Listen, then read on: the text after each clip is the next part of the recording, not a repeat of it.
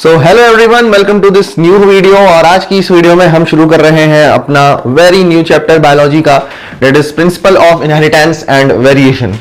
बहुत ही important chapter, बहुत ही अच्छा, आसान, कॉन्सेप्चुअल चैप्टर, क्योंकि इतने लंबे समय से जब बायोलॉजी को हम रटते रटते आते हैं और जब कोई ऐसा कॉन्सेप्चुअल चैप्टर मिलता है तो दिमाग तो खुश होता ही है और थोड़ा बहुत दिमाग को आराम भी मिलता है भाई इस चैप्टर से, है ना।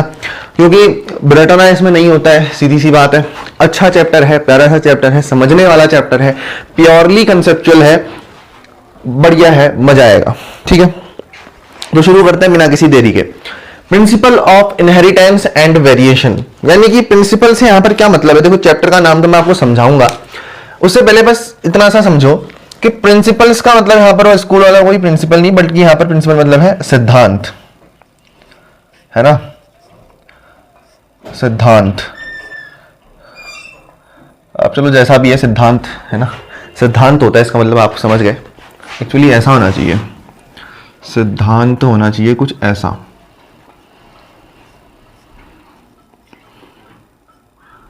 सिद्धांत, आई गेस ऐसा होना चाहिए, है ना। तो प्रिंसिपल्स का मतलब यहां पर सिद्धांत से, सिद्धांत मतलब क्या होता है, वो लॉज जिस पे बेस्ड ये चीजें होंगी। क्या होंगी? Inheritance and variation.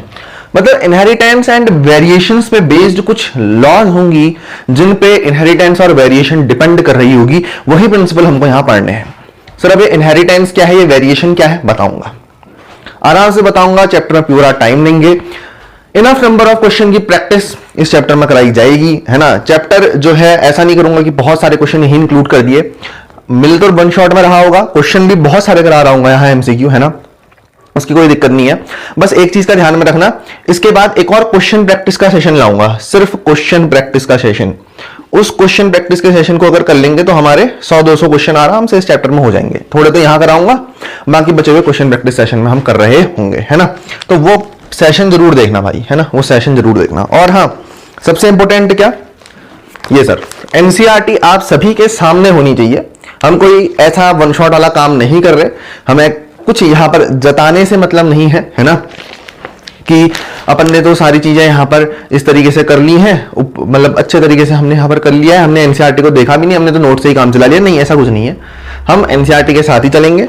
जो नोट्स बन रहे होंगे आपके सामने बन रहे होंगे, आपके सामने ही एनसीईआरटी से उठा रहा हूंगा, आपको बता के उठा रहा हूंगा। ठीक है, सबसे पहले देख लो, एनसीईआरटी जो है ये न्यू एनसीईआरटी है बायोलॉजी, जो नए सेशन की है ना, 2024-25 उस सेशन की एनसीईआरटी मैंने यहां पर उठाई है।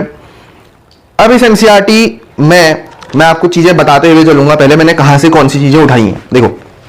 सबसे पहले ये अपना चैप्टर है principle of inheritance and variation, है ना। पूरा दिख रहा हो ना दिख रहा हो, साफ दिख रहा है नहीं दिख रहा है, उससे मतलब नहीं है। ध्यान बस इतना रखना है कि principle of inheritance and variation chapter का नाम है, ये पहला पन्ना है। हैव यू एवर वंडर्ड से शुरू होता है और लास्ट में डोमेस्टिकेशन फ्रॉम एंसेस्टरल से खत्म होता है ना, पहला पन्ना है। और यहां पर कुछ टॉपिक्स दिए एनसीईआरटी ने अपनी, है ना।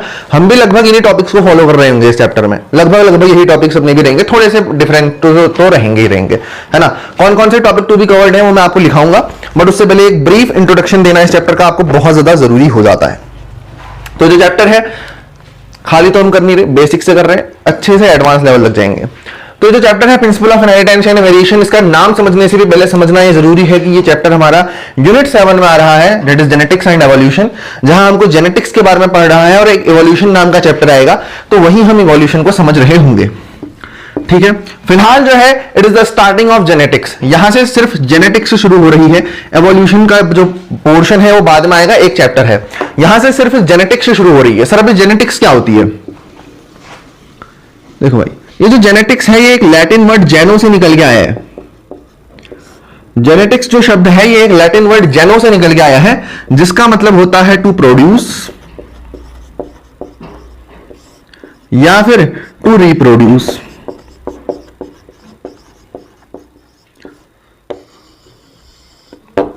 क्या कहा सर मैंने? स्टार्टिंग ऑफ जेनेटिक्स, यहां से जेनेटिक्स शुरू हो रही है। ये जेनेटिक्स जो ना शब्द है ये एक लैटिन वर्ड जेनो से निकल के आया है, जिसका मतलब होता है टू प्रोड्यूस और टू रिप्रोड्यूस, है ना। या तो प्रोड्यूस करना या फिर आप कह लो रिप्रोड्यूस करना, यही लगभग इसका अर्थ है जेनो का। तो जेनेटिक्स में हमको क्या पढ़ना है, जहां प्रोडक्शन हो रहा है किसी चीज का या रिप्रोडक्शन जहां हो रहा है, तो वहां इनहेरिटेंस एंड वेरिएशन कैसे आती है, इसीलिए इसका नाम जेनेटिक्स पड़ा। क्योंकि इनहेरिटेंस एंड वेरिएशन कब आएगा, जब रिप्रोड्यूस होगी कोई चीज, है ना, इसीलिए इस यूनिट का नाम जेनेटिक्स पड़ा है। अब जेनेटिक्स करती क्या है भाई, जेनेटिक्स वो ब्रांच होती है जो वेरिएशन के साथ खेलती है और इनहेरिटेंस के साथ खेलती है। तो आप यहां पर देखो, ये अपनी एनसीईआरटी है और इस पन्ने में आपको यहां पर इसके बारे में बहुत सारी चीजें बताई गई हैं। जेनेटिक्स के बारे में एक एक नजर मार लेना, ठीक है। So what is genetics sir? Genetics होती है भाई, लिखेंगे, genetics is the study of, ध्यान से देखना, principle of inheritance and variation, और इसके बाद जो चैप्टर आ रहा है मॉलिक्यूलर बेसिस ऑफ इनहेरिटेंस। जितनी पेनें यूज करोगे उतना अच्छा डायग्राम बनेगा, उतनी अच्छी क्लियर चीजें होंगी, है ना, क्योंकि यहां पर बहुत सारे कॉन्सेप्चुअल डायग्राम बनते हैं। तो genetics is the study of inheritance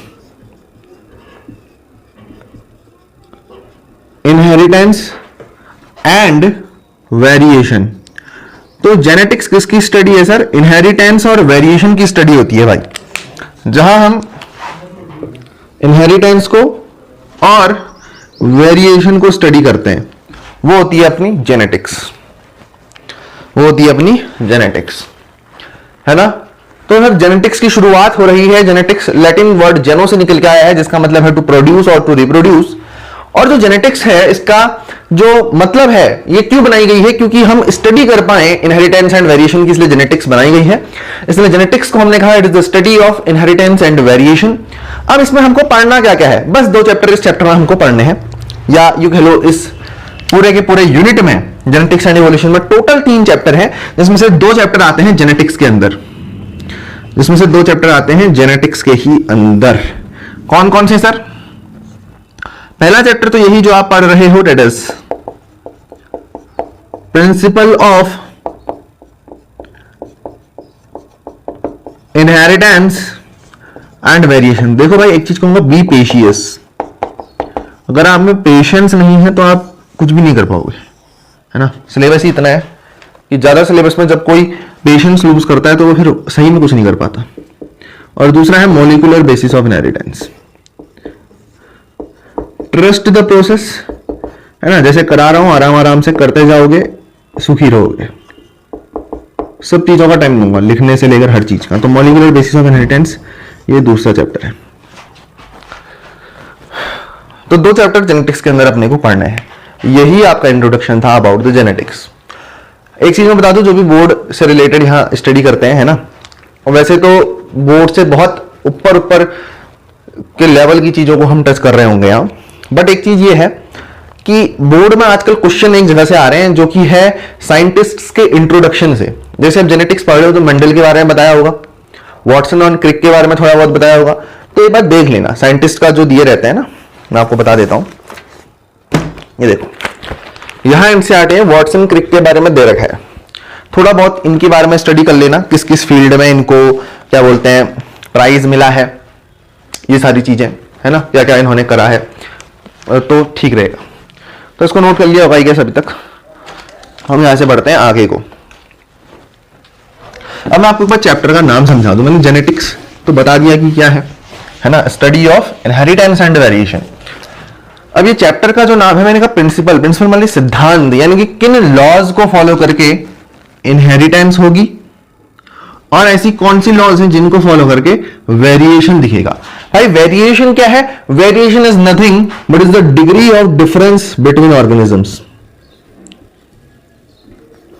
degree of difference between organisms. Degree of difference between organisms जो होता है उसको हम वेरिएशंस कहते हैं। मतलब दो ऑर्गेनिज्म के बीच में कितना डिफरेंस आ गया, वही तो वेरिएशन है। पहले ह्यूमंस की, एक ह्यूमन की टेल थी, है ना, हमारी टेल थी, आपको पता होगा, वही आजकल अपेंडिक्स के रूप में हमारे अंदर होती है। वो टेल धीरे धीरे हटी, तो अगर हम कंपेयर करें दो ऑर्गेनिजम्स को तो उनके बीच में डिफरेंस कितना आया, वही वेरिएशन है। एक में टेल थी, एक से हट गई, तो वो वेरिएशन बता रहा है ना। कि आपने पढ़ा होगा कि पहले ह्यूमंस के पास एक टेल हुआ करती थी, आजकल ह्यूमंस सिंपल है, कोई टेल नहीं है। पहले टेल थी, बाद में टेल हट गई, तो इन दोनों के बीच में कुछ डिग्री ऑफ डिफरेंस होगा, कुछ डिग्री ऑफ डिफरेंस होगा, हाँ सर होगा। तो उसी को तो वेरिएशन कहा है, उसी डिग्री ऑफ डिफरेंस को तो वेरिएशन कहा है कि पहले टेल थी, बाद में टेल हट गई, तो कुछ ना कुछ तो डिफरेंस है, वही वेरिएशन है। अभी वेरिएशन कैसे हुआ, क्या ऐसे ही हो गया, नहीं, कुछ सिद्धांतों पे हुआ, कुछ प्रिंसिपल्स पे हुआ। वेरिएशन ऐसे ही नहीं आ जाता, कुछ प्रिंसिपल्स होते हैं। फॉर एग्जांपल आपके पास टेल थी, आपने टेल का ज्यादा यूज ही नहीं करा, तो वो टेल आप पे होना सूट नहीं करती है ना भाई। रिसोर्सेज उसी के पास सूट करते हैं जो उसका सही ढंग से यूज करे। अब ह्यूमंस को टेल दे दी, अब टेल का तो यूज करना रहे, तो उनके पास टेल क्यों रहनी चाहिए, नहीं रही, हट गई। तो इसी तरीके से बहुत सारे प्रिंसिपल्स हैं जिनके बेसिस पे वेरिएशन आता है। हमने कहा degree of difference between organism है, लेकिन ये जो वेरिएशन है ना, ये दो टाइप का होता है भाई। पहला एक होता है वर्टिकल लेवल पे वेरिएशन, या वर्टिकल वेरिएशन आप कह सकते हो, वर्टिकल लेवल वाला वेरिएशन, और एक होता है हॉरिजॉन्टल लेवल पे वेरिएशन। वर्टिकल लेवल पे वेरिएशन और हॉरिजॉन्टल लेवल पे वेरिएशन, अभी थोड़ा सा एनसीईआरटी से हटके है, लेकिन समझना आपको जरूरी है। आगे आपकी पेडिग्री एनालिसिस आने वाली है, उसका ही मैं यहां पर थोड़ा यूज करूंगा। जब आप पेडिग्री एनालिसिस पढ़ते हो तो पेडिग्री एनालिसिस में क्या होता है, एक आपको मेल शो करना है ना, एक डब्बा बना देते हैं हम मेल के लिए। क्या बना देते हैं, इस तरीके का डब्बा, काला काला सा डब्बा बना देते हैं मेल के लिए, और इस तरीके का गोल गोल गोला बना देते हैं फीमेल के लिए। तो ये मेरा मेल है और ये है भाई फीमेल, ठीक है। अब इन दोनों का क्रॉस हुआ है ना, इन दोनों का क्रॉस हुआ, क्रॉस हुआ तो सर प्रोडक्ट बने। प्रोडक्ट कैसे बने सर, दो प्रोडक्ट बने। मान लो एक फीमेल बन गई और एक अगेन मेल बन गया, है ना। एक मेल था एक फीमेल थी, उसमें क्रॉस कराया तो एक फीमेल बनी एक मेल बना, ठीक है, बिल्कुल सही है। अब इस पुराने वाले पेरेंट्स और ये F1 जनरेशन जो बनी है, फर्स्ट फीलियल जनरेशन, इनके बीच का जो वेरिएशन होगा उसको कहेंगे वर्टिकल लेवल का वेरिएशन। ये क्या है, ये है वर्टिकल लेवल का वेरिएशन। ये किसके बीच में निकलता है, between ancestors, between ancestors and progeny कह सकते हो क्या, हाँ सर। तो एंसेस्टर्स के साथ जो वेरिएशन लिया जाता है वो वर्टिकल लेवल का वेरिएशन कहलाया जाता है। और ये जो आपका डिफरेंस दिख रहा है ये है हॉरिजॉन्टल लेवल का वेरिएशन। ये क्या है, ये है हॉरिजॉन्टल लेवल का वेरिएशन। हॉरिजॉन्टल लेवल का वेरिएशन मतलब, अब भाई ये दोनों इन दोनों से ही तो है, ये दो पेरेंट्स थे, इन दोनों के ही ये दोनों प्रोजेनी है, तो ये दोनों प्रोजेनी आपस में क्या हुए, सिबलिंग्स हुए, भाई बहन हुए। तो हॉरिजॉन्टल वेरिएशन क्या होता है, डिफरेंस बिटवीन या फिर degree of variation. Horizontal variation होता है वेरिएशन बिटवीन सिबलिंग्स, सिबलिंग्स के बीच में जो आपको वेरिएशन देखने को मिल रहा है वो होता है हॉरिजॉन्टल लेवल का वेरिएशन। वर्टिकल लेवल का वेरिएशन एंसेस्टर और प्रोजेनी के बीच में देखने को मिलेगा। एंसेस्टर कौन था, पेरेंट्स, पेरेंट्स एंसेस्टर ही तो होते हैं, और नीचे पर जो अपना ये दो प्रोडक्ट बने ये क्या थे, प्रोजेनी थे। तो इन दोनों के बीच का डिफरेंस वर्टिकल वेरिएशन। और अगर इन दोनों के यानी कि ये जो पेरेंट्स थे इनकी जो F1 जनरेशन बनी या फिर जो इनके प्रोजेनी बने जो सिबलिंग्स थे, इन दोनों के बीच का डिफरेंशन, वेरिएशन बिटवीन सिबलिंग्स, ये हॉरिजॉन्टल लेवल का वेरिएशन कहलाता है। ये हॉरिजॉन्टल लेवल का वेरिएशन कहलाता है। आई होप सो ये क्लियर हो रहा होगा आपको, है ना। बड़ी सिंपल सी बात है वेरिएशन के बारे में। अब बात आती है सर ये इनहेरिटेंस किस चिड़िया का नाम है। इनहेरिटेंस बहुत अच्छा टॉपिक है भाई, बहुत अच्छा टॉपिक है। तो मैं इसको बताना भी अच्छे से चाहूंगा, है ना। इसलिए मैं चाहता हूं कि एक बार आप इसको नोट कर लो बहुत बढ़िया तरीके से, ठीक है। होप सो कि ये विजिबल तो होगा ही।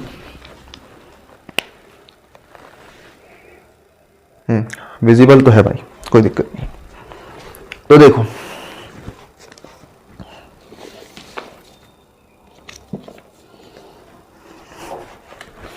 एनसीईआरटी के पहले पेज में ही आपको देता है। सबसे पहले आप देखो पहला paragraph, have you ever wandered, यहां पर कुछ नहीं है, मैं बताऊंगा।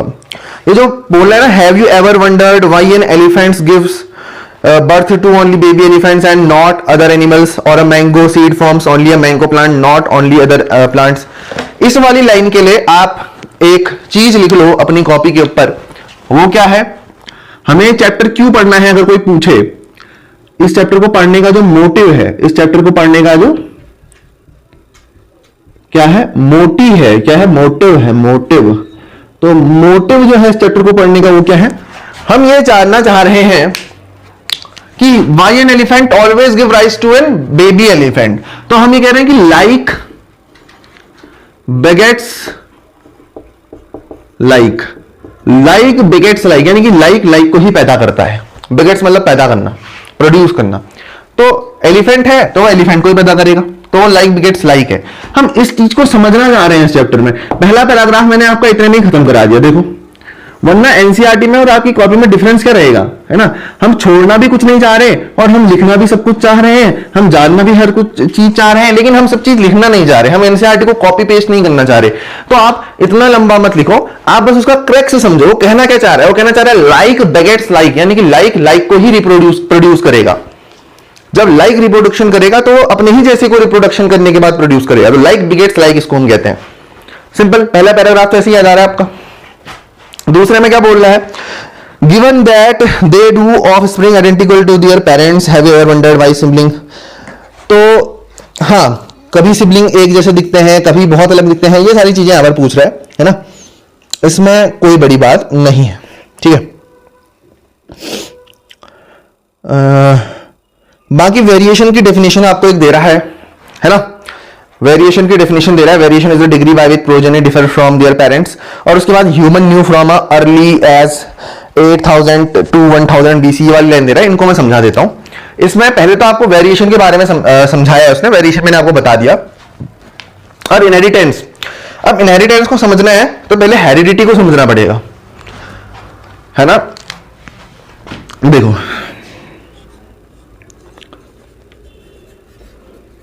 ट्रांसफर ऑफ कैरेक्टर्स या फिर ट्रेट्स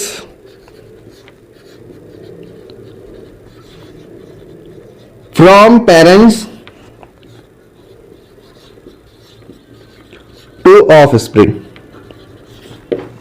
ट्रांसफर ऑफ कैरेक्टर्स या फिर traits from parents to offspring, इसको हम क्या कहते हैं, इसको हम क्या कहते हैं, इनहेरिटेंस। बहुत गलत बोल रहे हो भाई, बहुत गलत बोल रहे हो। और एक्चुअली इसमें हम किसी से कुछ कहेंगे भी नहीं, क्योंकि बहुत जगह पर इसी ऐसा ही पढ़ाया जा रहा है इसको, जो कि गलत है ना, जो कि गलत है।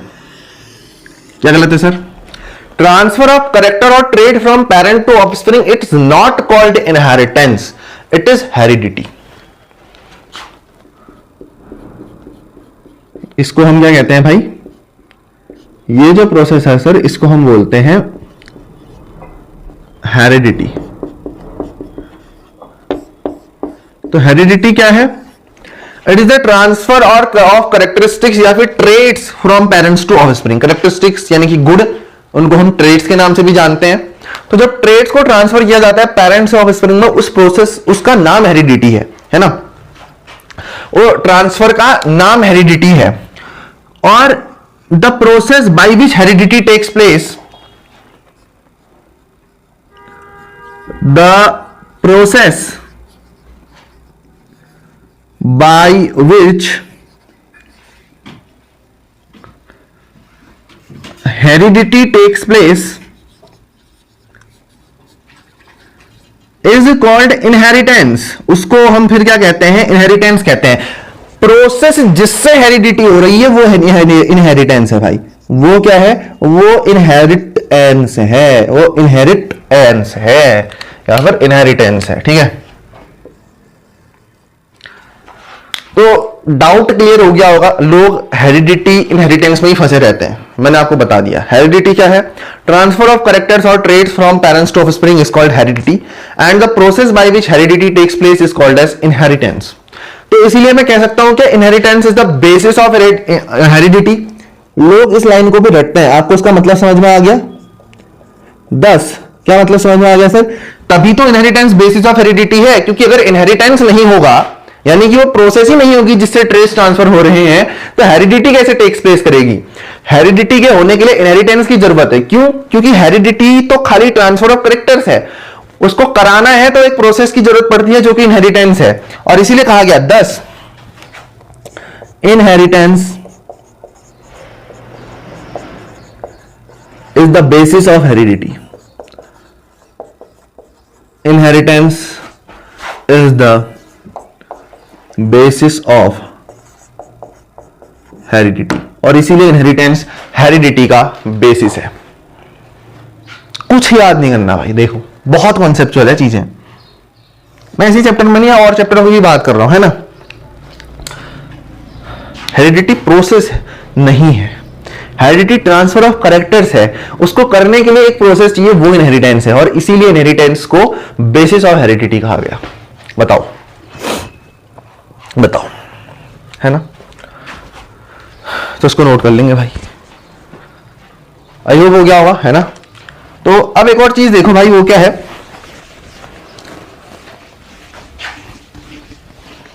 वो ये है ना। देखो अब आपने यहां पर हेरिडिटी की डेफिनेशन देखी, आपने इनहेरिटेंस की डेफिनेशन देखी, क्या डिफरेंस क्या है वो समझो एक बार। मैं एक चीज कुछ और बताना चाह रहा हूं मैं, बट उसके लिए आपको एक चीज क्लियर करनी पड़ेगी। हेरिडिटी ट्रांसफर ऑफ कैरेक्टर है, ठीक है सर। इनहेरिटेंस प्रोसेस है जिससे हेरिडिटी हो रही है, मतलब इनहेरिटेंस भी ट्रांसफर ऑफ कैरेक्टर है। कहीं ना कहीं inheritance he transfer of character है। क्यों?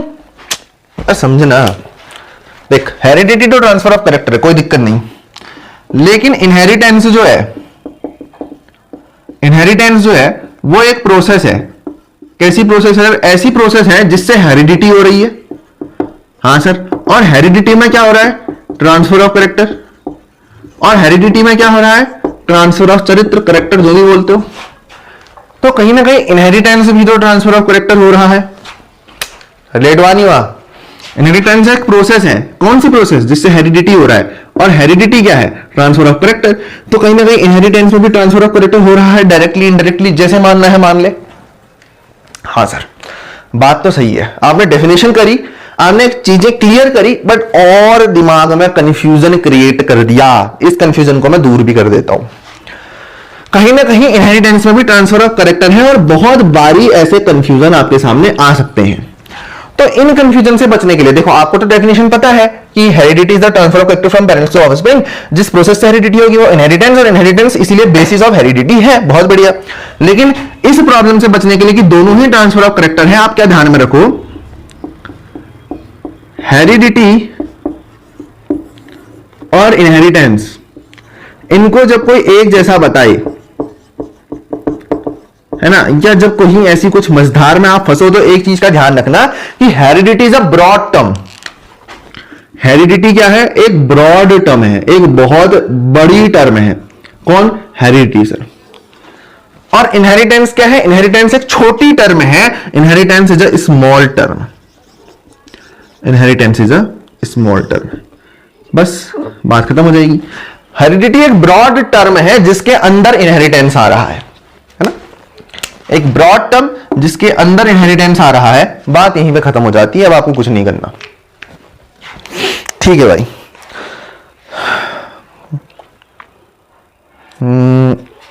बिल्कुल। अब मुझे नहीं लगता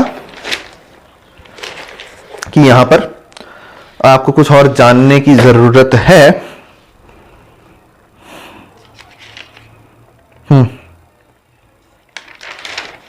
बहुत बढ़िया, सब चीजें हो गई हैं। ठीक है, चलो फिर।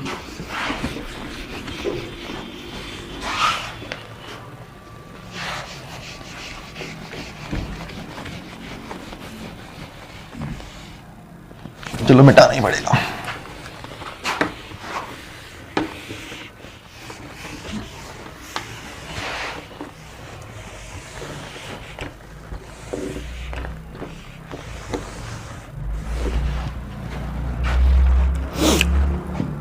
एनसीईआरटी पे सब लोग आएंगे, और यहां पर टॉपिक्स की हम बात करते हैं तो पहला है Mendel law of inheritance.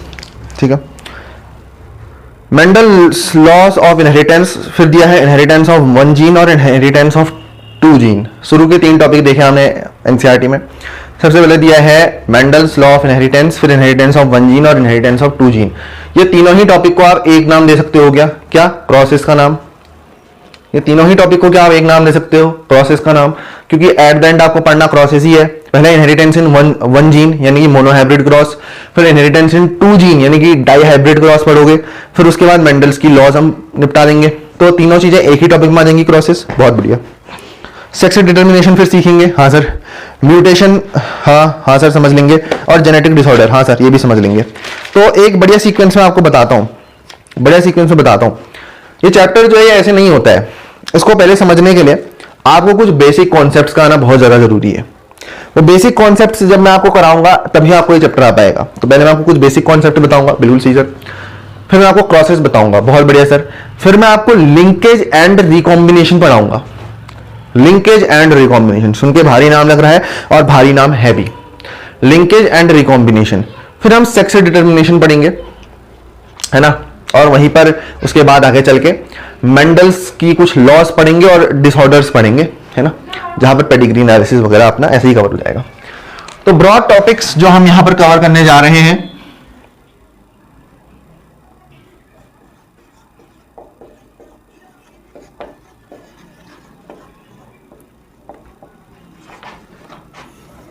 Topics to be covered, जिसमें से जो सबसे पहला और प्रमुख टॉपिक है वो है कुछ बेसिक कॉन्सेप्ट्स जिनकी आपको जरूरत पड़ने वाली है इस चैप्टर को समझने में। सॉरी। अगली चीज आप प्रोसेस के बारे में पढ़ोगे। प्रोसेस में तीनों चीजें आ जाएंगी भाई जो आपके एनसीईआरटी में दी है। कौन कौन सी? मेंडल की law of inheritance, inheritance of 1 gene और इनहेरिटेंस ऑफ 2 जीन। इसमें तीनों चीजें आ जाएंगी। लिखना चाहो लिख भी लो। दूसरा टॉपिक है क्रॉसेस।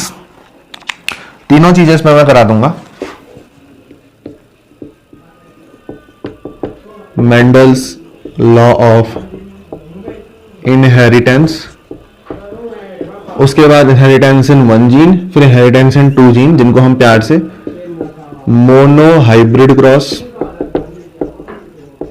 और डाईहाइब्रिड क्रॉस भी कहते हैं। मोनोहाइब्रिड क्रॉस और डाईहाइब्रिड क्रॉस भी कहते हैं, ठीक है। चलो भाई, क्रॉसेस हो गया। बेसिक कॉन्सेप्ट पढ़ लिए सर। कुछ आप हमको क्रॉसेस के बारे में बता दोगे। फिर आपने जो खतरनाक सा नाम लिया था आप उसके बारे में बताओगे। बिल्कुल बताऊंगा भाई। और उसका नाम क्या है? उसका नाम है सर लिंकेज एंड रिकॉम्बिनेशन।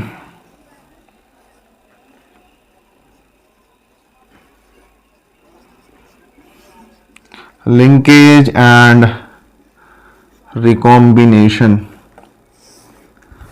बहुत बढ़िया सर। लिंकेज एंड रिकॉम्बिनेशन जब आप पढ़ लोगे तो उसके बाद हम सीखेंगे सेक्स डिटर्मिनेशन करना।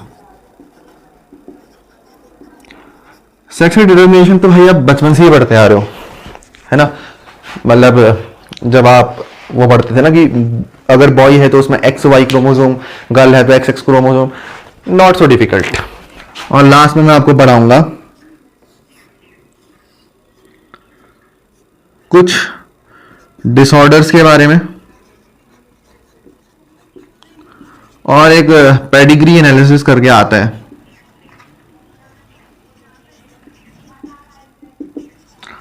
तो इसको कर लेंगे। तो मोटा मोटा 5 टॉपिक, इसके अंदर कुछ सब टॉपिक्स आएंगे, उनको आपको कनेक्ट करके चलना पड़ेगा, ठीक है, तभी ये चैप्टर याद हो पाएगा। वो मैं आपको बताते चलूंगा टॉपिक के साथ साथ ही। तो क्या बेसिक कॉन्सेप्ट से आप शुरू किया जा सकता है? हाँ सर किया जा सकता है। चलिए करते हैं शुरू।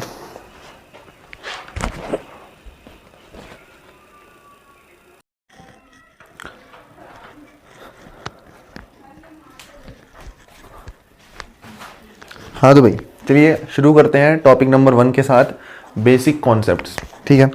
तो जो चैप्टर है principle of inheritance and variation, बहुत उम्दा चैप्टर है, बहुत अव्वल दर्जे का चैप्टर है, रटना नहीं है मैंने, जैसे कि आपको पहले भी बताया है। अब यहाँ पर जो है हम बेसिक कॉन्सेप्ट्स के साथ शुरू करने जा रहे हैं, जिसमें से सबसे पहले जो मैं आपको बताने जा रहा हूँ डेट इज सबसे पहला बेसिक कॉन्सेप्ट जो आपको पता होना चाहिए, है ना, वो है scientific basis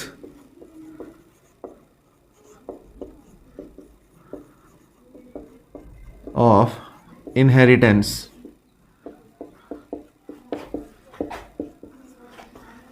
scientific basis of inheritance, ये इनहेरिटेंस होने की साइंटिफिक बेसिस क्या है, मतलब ये जो इनहेरिटेंस होती है एक्चुअली हो कैसे रही है ना, या क्यों हो रही है, ये सब चीज़ें यहाँ पर समझनी है। एक चीज़ कहूँगा कि यहाँ पर जितनी हो सके उतनी कलर्ड पेन ले लेना, है ना, जितनी ज़्यादा हो सके उतनी ज़्यादा कलर्ड पेन आपको ले लेनी है इस टॉपिक के लिए खासकर। तो मैं भी ले लेता हूँ।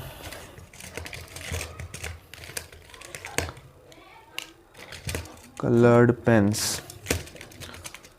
है ना, सॉरी फॉर द इंटरप्शन, मैं पहले से नहीं ले पाया। चलिए भाई, जितनी है उतने से काम चलाने की पूरी कोशिश रहेगी यहाँ पर, इनफैक्ट लाई गया मैं ठीक ठाक। तो साइंटिफिक बेसिस ऑफ इनहेरिटेंस है क्या, देखो अब जनरली आप जब किसी चीज़ को पढ़ते हो ना, तो उसका बेसिस पता होना बहुत ज़रूरी होता है। इसलिए हमको यहाँ पढ़ना क्या है, इनहेरिटेंस एंड वेरिएशन। मतलब जो भी प्रोजेनी बन रहा है उसमें अपने पेरेंट के कुछ इनहेरिटेड ट्रेट्स भी हैं, लेकिन ऑन द अदर हैंड उसमें कुछ वेरिएशंस भी आ रहे हैं, है ना, मतलब कुछ चेंजेस भी आ रहे हैं। तो वो चेंजेस भी हमको जानने हैं, और वो चेंजेस आ कैसे रहे हैं वो भी हमको जानना है, ठीक है, और वो इनहेरिट कैसे हो रहा है वो भी हमको जानना है। अगर मैं आपको बताऊं सीधे सीधे, देखो हमको इसमें पढ़ना है कि हमको पढ़ना है इस चैप्टर में principles of inheritance and variations. तो आप देखो ध्यान से, अगर इनहेरिटेंस जो है, इनहेरिटेंस ये कैसे हुआ, इसके बारे में अगर हमको जानना है तो हम पढ़ते हैं scientific basis, scientific basis of inheritance. मतलब इन दोनों के बेसिक्स के बारे में अगर जानना है तो मैं ये टॉपिक आपको पढ़ाऊंगा, मैं ऐसा बता रहा हूं। साइंटिफिक बेसिस ऑफ इनहेरिटेंस ये आपको पता होना चाहिए अगर आप इनहेरिटेंस के बारे में बेसिक चीजें जानना चाहते हो। सर हमको तो वेरिएशन के बारे में भी जानना है जो चैप्टर का नाम है। हाँ, अगर आपको ये जानना है कि प्रोजेनी में वेरिएशन कैसे आ रहा है, इनहेरिटेड जब कुछ ट्रेड्स सेम आ रहे हैं पेरेंट्स के जैसे, तो कुछ चीज़ों में अलग कैसे है, उसकी शकल अपने पेरेंट्स से कैसे अलग हो जा रही है, वो सारी चीज़ें ना वो वेरिएशन के अंदर आएगा। उसके लिए क्या है, म्यूटेशन रिस्पॉन्सिबल होता है, उसके लिए म्यूटेशन रिस्पॉन्सिबल होता है।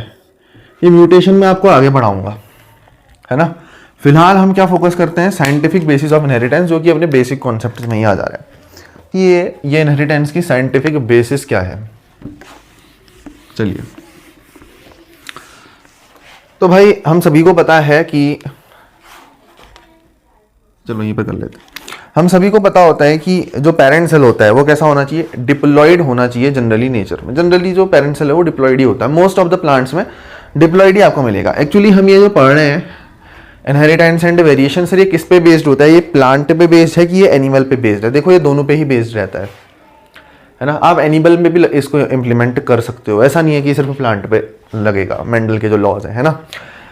तो इसीलिए आपको साइंटिफिक बेसिस ऑफ इनहेरिटेंस को समझने के लिए पहले पेरेंट सेल को समझना पड़ेगा।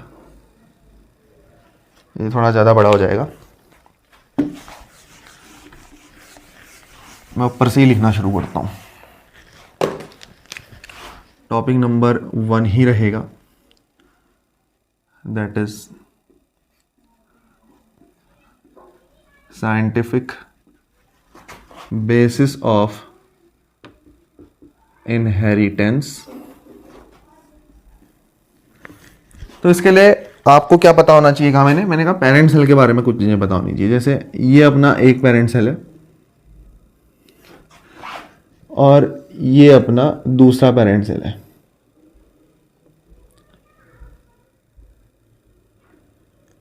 ठीक है, 2 पेरेंट सेल है। अगर आपने मेरे बेसिक बायोलॉजी का लाला लेक्चर देखा है तो इसमें बहुत सारी हेल्प मिलेगी आपको, फॉर श्योर मिलेगी।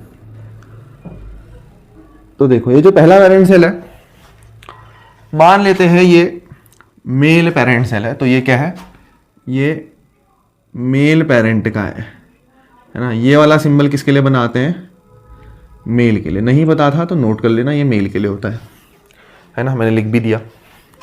और मान लो ये जो पेरेंट सेल है ये फीमेल का है, ये सिंबल होता है फीमेल का।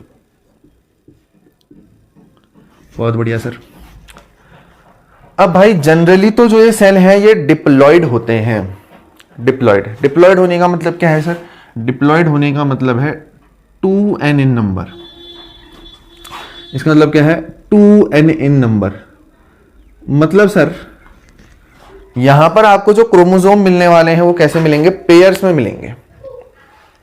क्रोमोसोम्स पेयर में मिलेंगे। अगर मैं ह्यूमन की बात करूं इन जनरल, देखो अगर मैं ह्यूमंस की बात करता हूं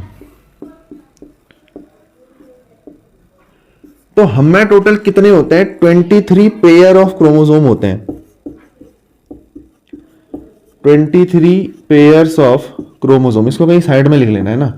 23 पेयर्स ऑफ क्रोमोसोम्स हम में होते हैं। किस तरीके से प्रेजेंट होंगे, कुछ इस तरीके से, जैसे एक क्रोमोसोम का पेयर ये हो गया, एक क्रोमोसोम का पेयर ये हो गया, इस तरीके से 23 पेयर होते हैं। इस तरीके से 23 पेयर होते हैं।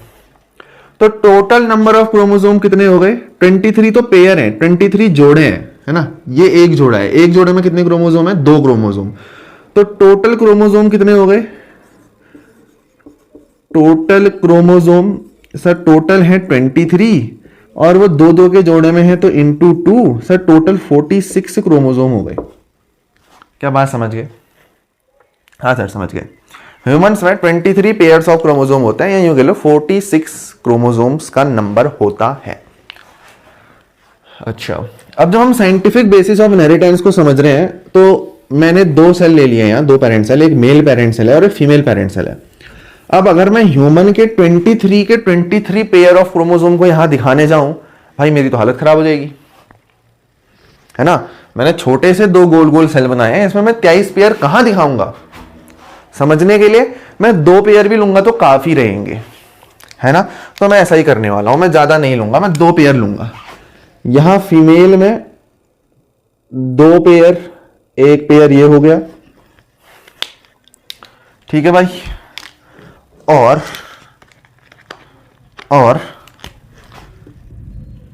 एक पेयर ये नीला वाला हो गया, है ना। आई होप ये नीला विजिबल हो, क्योंकि कलर सिलेक्शन भी यहां पर सोच समझ के करना पड़ता है ना। तो ये नीला है ना। और ये जो पहला पेयर है फीमेल में, इसको मैं थोड़ा सा डार्क ब्लैक कर देता हूं, क्योंकि मेरे पास कलर 3 ही है ना। 3 कलर के मेरे पास मार्कर है और टोटल 4 कलर होने चाहिए यहाँ, तो मैं इसको थोड़ा सा डार्क कर देता हूँ। ये डार्क ब्लैक है, ये कैसा है भाई, डार्क ब्लैक है। इसी तरीके से मेल में भी क्रोमोसोम प्रेजेंट होंगे। हाँ सर, यहां कैसे क्रोमोसोम प्रेजेंट होंगे, उधर डार्क ब्लैक था, यहां लाइट ब्लैक है। एक पेयर कैसा है, लाइट ब्लैक है, ठीक है सर। ये लाइट ब्लैक, डार्क ब्लैक आप ऐसे ऐसे क्यों ले रहे हो, ये आप आगे समझ जाओगे, थोड़ी ही देर में आप समझ जाओगे, है ना। बस थोड़ी सी देर में आपको समझ में आ जाएगा ये क्या है। और एक पेयर और ले लेते हैं हम मेल में क्रोमोसोम का, 2-2 पेयर ले रहे हैं क्योंकि, तो ये रेड वाला ले लेते हैं।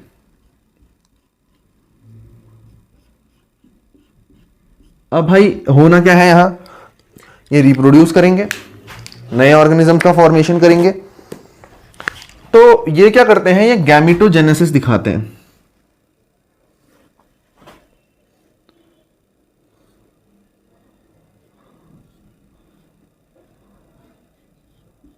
है ना। ये क्या शो करेंगे सर, ये गैमेटोजेनेसिस शो करेंगे। सर गैमेटोजेनेसिस शो करेंगे मतलब गैमीट फॉर्मेशन करेंगे, और गैमीट हमेशा हैप्लॉइड होते हैं। क्या ध्यान में रखेंगे सर, गैमीट हमेशा हैप्लॉइड होते हैं। ये जो प्राइमरी सेल थे मेल का और फीमेल का, ये कैसा था, 2n था। 2n का मतलब होता है डिप्लॉइड। गैमीट जो होगा वो हमेशा हैप्लॉइड होगा, है ना। तो हैप्लॉइड, डिप्लॉइड से हैप्लॉइड, हैप्लॉइड मतलब n होगा। अब 2n से अगर n बनना है तो एक n कम हो रहा है ना, तो जहां पर रिडक्शनल डिवीजन होता है वहां पर लगती है मियोसिस। वहां पर क्या लगती है सर, वहां पर लगती है मियोसिस। ठीक हो गया।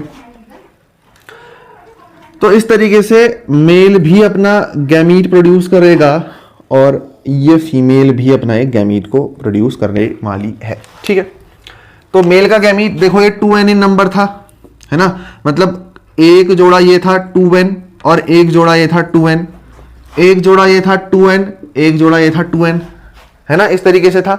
अब ये n हो गए हैं, अब ये 2n से क्या हो गए हैं, n हो गए हैं सर। तो अब ये जोड़े आधे आधे हो जाएंगे। मेल का जो पहला सेट था उसमें से सिर्फ एक ही क्रोमोसोम बचेगा और जो दूसरा सेट था लाल वाला उसमें से भी अब एक ही क्रोमोसोम बचेगा। सिमिलरली फीमेल में पहला डार्क ब्लैक वाला जो सेट था उसमें से एक ही डार्क ब्लैक वाला क्रोमोसोम बचेगा और जो दूसरा था ब्लू वाला फीमेल में पेयर उसमें से एक ही ब्लू वाला क्रोमोसोम बचने वाला है। ठीक हो गया। अब गैमेटोजेनेसिस हो गई है, गैमीट फॉर्मेशन हो गया है, तो अब क्या होगा, अब ये दोनों मिलेंगे और फर्टिलाइजेशन होगा।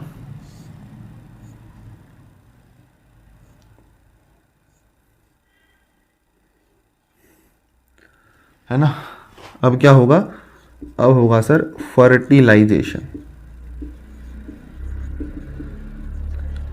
फर्टिलाइजेशन फर्टिलाइजेशन होगा तो क्या बनता है, जाइगोट बनता है। जाइगोट सर कैसे, ये एक अपना जाइगोट प्यारा प्यारा राज दुलारा जाइगोट बनके तैयार है। ये अपना जाइगोट है। अब जाइगोट में क्या होगा, देखो ध्यान से देखेंगे तो आपको सब चीजें समझ में आएंगी। ये रेड है, ठीक है, ये वाला जो है ये रेड वाला पेयर है। तो जाइगोट में क्या होगा, ध्यान से देख, मेल का पहला क्रोमोसोम फीमेल के पहले क्रोमोसोम के साथ मिल जाएगा। फीमेल का पहला क्रोमोसोम कौन सा था, डार्क ब्लैक, तो ये लाइट ब्लैक इस डार्क ब्लैक के साथ मिल जाएगा कुछ इस तरीके से। और मेल का दूसरा क्रोमोसोम जो कि है रेड वाला, ये फीमेल के जो दूसरा क्रोमोसोम है जो कि है कौन सा, ब्लू कलर का, इसके साथ मिल जाएगा। तो ये जाइगोट बन गया, है ना, ये क्या बन गया, ये जाइगोट की फॉर्मेशन हो गई। अब जाइगोट n है कि 2n है, आप देख के मेरे को सीधे सीधे बता सकते हो, है ना। जाइगोट n है कि 2n है, सर एक 2n, एक देखो ये एक n, ये एक n टोटल पेयर में है, मतलब 2n है। सर इधर भी आप देखोगे तो पेयर में है तो 2n है, तो जाइगोट कैसा होता है, 2n। 2n जाइगोट बन गया भाई, है ना, बात क्लियर हो गई। और यही जाइगोट फिर आगे चल के क्या करता है, माइटोसिस करता है, अपने जैसे और सेल्स को प्रोड्यूस करेगा और एक बेबी इवेंचुअली प्रोड्यूस कर देगा, वेरियस स्टेजेस से गुजर के।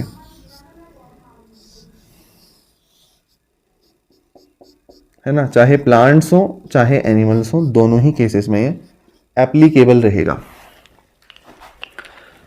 तो ये है पूरा scientific basis of inheritance. Sir समझ में तो आया नहीं हमने क्या है इसमें साइंटिफिक बेसिस ऑफ इनहेरिटेंस है, सर समझ। फिर साइंटिफिक बेसिस ऑफ इनहेरिटेंस क्या है कि इस जाइगोट में इसके पेरेंट्स के जैसे कैरेक्टर कैसे आए, ये बेबी था, है ना, और ये जो है ऊपर वाले ये क्या हमने लिए थे, ये थे पेरेंट्स।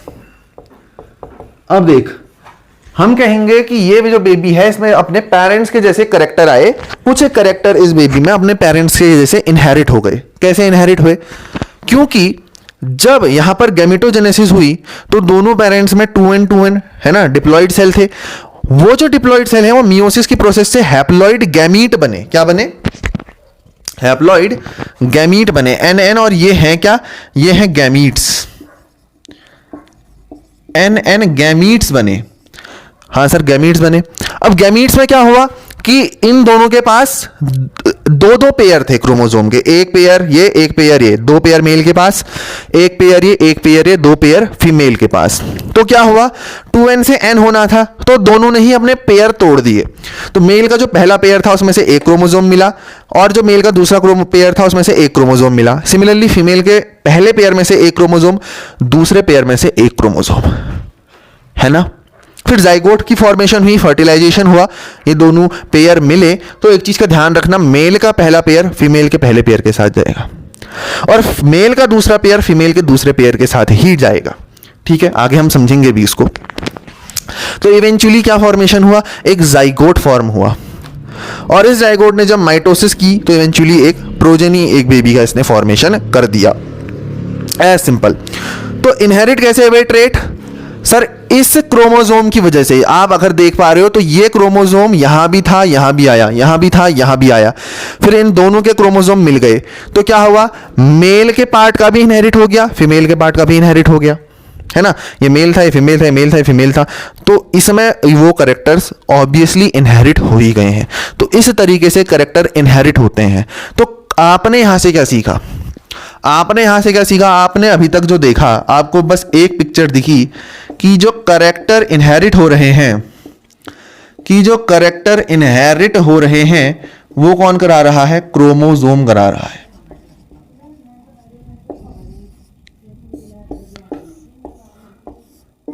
वो कौन करा रहा है, क्रोमोसोम करा रहा है। लेकिन ये बात इतनी सी नहीं है, ये इंपॉर्टेंट बात है, मैं उससे नकार नहीं रहा, है ना। कैरेक्टर इनहेरिट क्रोमोसोम करा रहा है लेकिन ये पूरा सत्य नहीं है, इसको आगे और समझना पड़ेगा, है ना। पहले इसको लिखेंगे।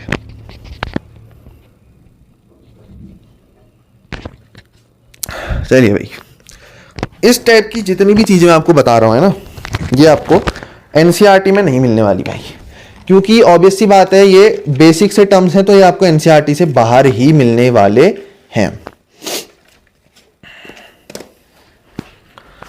तो देखो इतना जब हो गया अपना, तो हम ये तो समझ गए कि इनहेरिट जो कराता है कैरेक्टर वो क्रोमोसोम है, मोटा मोटा हम इतना समझ गए। तो ये बात ध्यान में रहेगी अपने, है ना, इसको मिटाते भी नहीं है। हमको इतना समझ में आ गया कि ये जो कैरेक्टर इनहेरिट हो रहा है ये क्रोमोसोम करा रहा है। सर इसके बाद क्या है, इसके बाद कुछ और चीजें हैं कि ये क्रोमोसोम मेन काम नहीं करता, इसके अंदर भी कुछ चीजें होती हैं, तो वही अब समझना है। तो मैं एक सेल का यहां पर डायग्राम बना लेता हूं।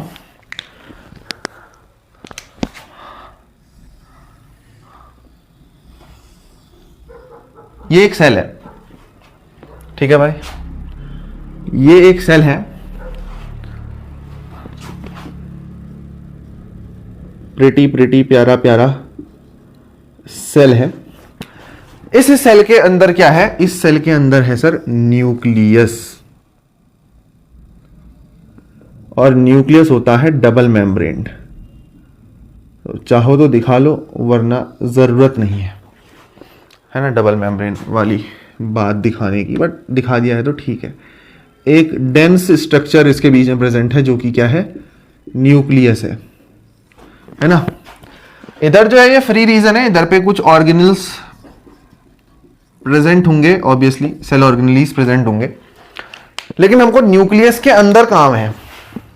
ये जो न्यूक्लियस है ना भाई, इस न्यूक्लियस के अंदर मिलेगा ये क्रोमोसोम जो कि कैरेक्टर इनहेरिट करा रहा है, बोला हमने।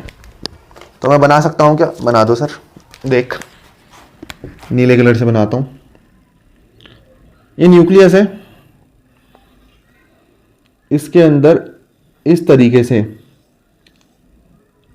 से ये क्रोमोसोम मिले, देख ध्यान से, है ना। तो ये जो आपने सर फूल जैसा स्ट्रक्चर बनाया, ये क्या था, ये था क्रोमोसोम, ये था क्रोमोसोम। बात यहीं पे खत्म नहीं होती भाई, इस क्रोमोसोम के अंदर एक थ्रेड लाइक स्ट्रक्चर प्रेजेंट रहेगा,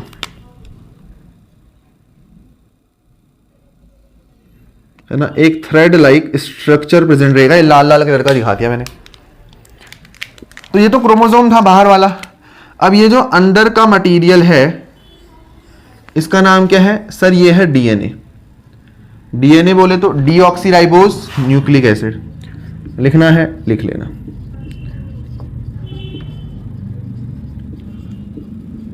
बेसिक सी चीज है, सबको वैसे तो जनरली पता ही होती है। तो डीऑक्सीराइबोज न्यूक्लिक एसिड, ठीक है। तो हम कह रहे थे कि कैरेक्टर इनहेरिट करा रहा है क्रोमोसोम, हम कह रहे थे कि कैरेक्टर इनहेरिट करा रहा है क्रोमोसोम, लेकिन क्रोमोसोम के अंदर भी फंक्शन कौन कर रहा है, डीएनए। क्रोमोसोम के अंदर भी फंक्शन कौन कर रहा है? डीएनए। और ये जो अपना डीएनए है ना भाई, इस डीएनए का भी मेन काम नहीं है, डीएनए की भी एक फंक्शनल यूनिट होती है। मतलब डीएनए के अंदर भी कौन काम करा रहा है? डीएनए के अंदर भी कौन काम करा रहा है? इसकी फंक्शनल यूनिट, और उस फंक्शनल यूनिट का नाम होता है जीन। तो डीएनए के अंदर भी मेन काम कौन कर रहा है भाई? जीन कर रहा है। डीएनए के अंदर भी मेन काम कौन कर रहा है? जीन कर रहा है। अब हम डीएनए को समझते हैं। देख, कंफ्यूज नहीं करना। मैंने पहले सारा डायग्राम बनाया, एक निष्कर्ष निकाला। क्या था? कैरेक्टर इनहेरिट करने वाला कौन? क्रोमोसोम। ये निष्कर्ष निकला, तुमने याद कर लिया, बात खत्म। फिर मैंने कहा हमने क्रोमोसोम कैरेक्टर इनहेरिट कर लिया है, ये समझ लिया। अब हम क्रोमोसोम को समझते हैं। तो हमने यहां पर क्रोमोसोम को समझा। यहां पर हमने क्या करा? क्रोमोसोम को समझा, है ना भाई। यहां पर हमने क्या करा? जब हमने लिख लिया कि कैरेक्टर इनहेरिट क्रोमोसोम करा रहा है, तो हमने यहां पर क्या करा? हमने यहां पर क्रोमोसोम को समझा। क्रोमोसोम को समझा। तो क्रोमोसोम को जब हमने यहां पर समझ लिया, तो हमने बाद में देखा कि क्रोमोसोम के अंदर तो डीएनए है, तो अब हमको डीएनए को समझना पड़ेगा। और डीएनए के बाद भी उसमें फंक्शनल यूनिट कौन है? जीन। तो इस जीन को समझना पड़ेगा रे भाई, तो इस जीन को समझना पड़ेगा। जीन अलग टॉपिक में लिखाऊंगा, डीएनए तक जरूर यहां पर हम समझ लेते हैं। जीन में दूसरे टॉपिक में लिखाऊंगा, या अभी पहला टॉपिक ही चल रहा है, साइंटिफिक बेसिस ऑफ इनहेरिटेंस वाला। तो अब हम डीएनए को समझते हैं। सर डीएनए का क्या पूरा बता दोगे क्या? नहीं, पूरा नहीं जानना है ना, ऐसा कुछ नहीं है। जितना जितना एनसीईआरटी के लिए जरूरी है, समझने के लिए जरूरी है एनसीईआरटी की किताब को, उतना समझेंगे। तो अभी जो जहां बात है डीएनए की ना, तो डीएनए एक इस तरीके का कॉइल्ड स्ट्रक्चर होता है।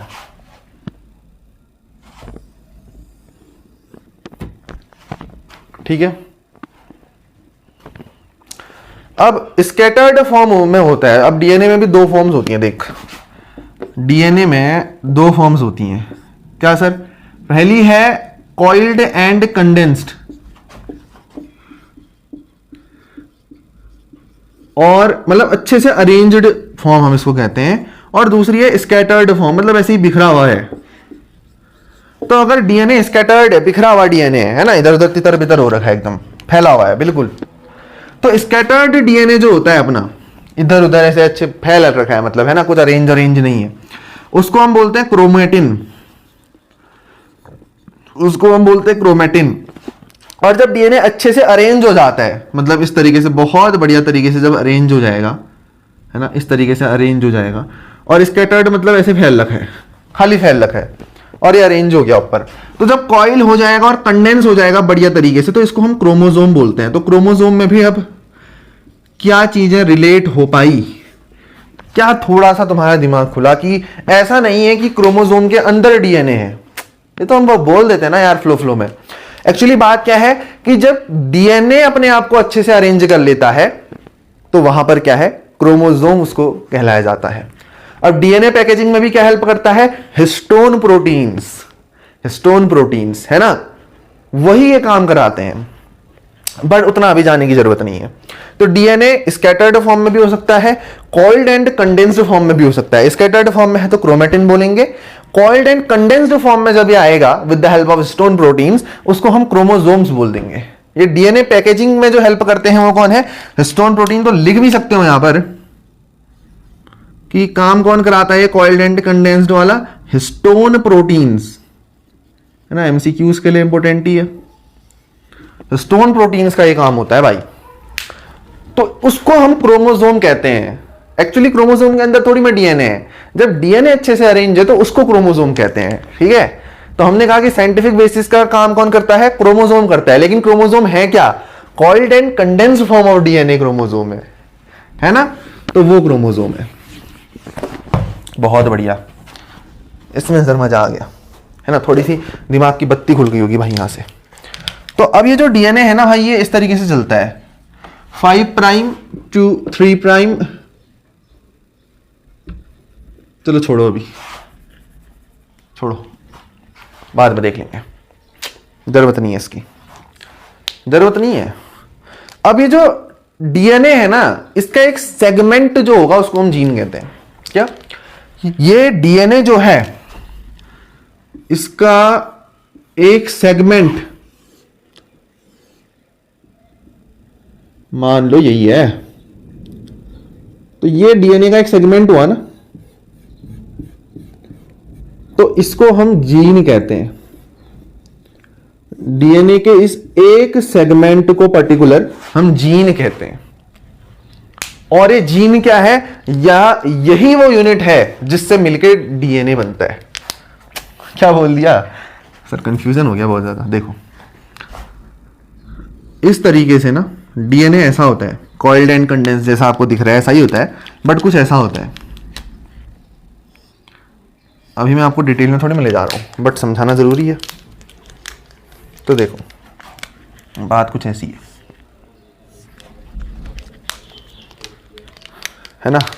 मैं बहुत ज्यादा क्लैरिफाई अभी नहीं कर रहा हूं, लेकिन समझाने जितना जरूर कर दे रहा हूं। तो आपको क्या दिख रहा है? देखो मैं अलग अलग कलर का यूज कर रहा हूं। दैट मीन्स कि सर कुछ तो गड़बड़ घोटाला है ना। ये देखो, तो आपको क्या दिख रहा है? सर यहां से यहां तक का कलर अलग है। हाँ सर, ये तो पूरा ब्लैक है। और यहां से यहां तक का कलर अलग है, यहां से यहां तक का अलग है, यहां से यहां तक का अलग है, और यहां से यहां तक का अलग है, यहां से यहां तक का अलग है। इतने अलग अलग कलर से मिलके डीएनए बना है, हमने बनाया है मतलब। तो ये छोटे छोटे जो सेगमेंट आपको दिख रहे हैं, ये क्या है? ये जीन है। ये क्या है? ये जीन है।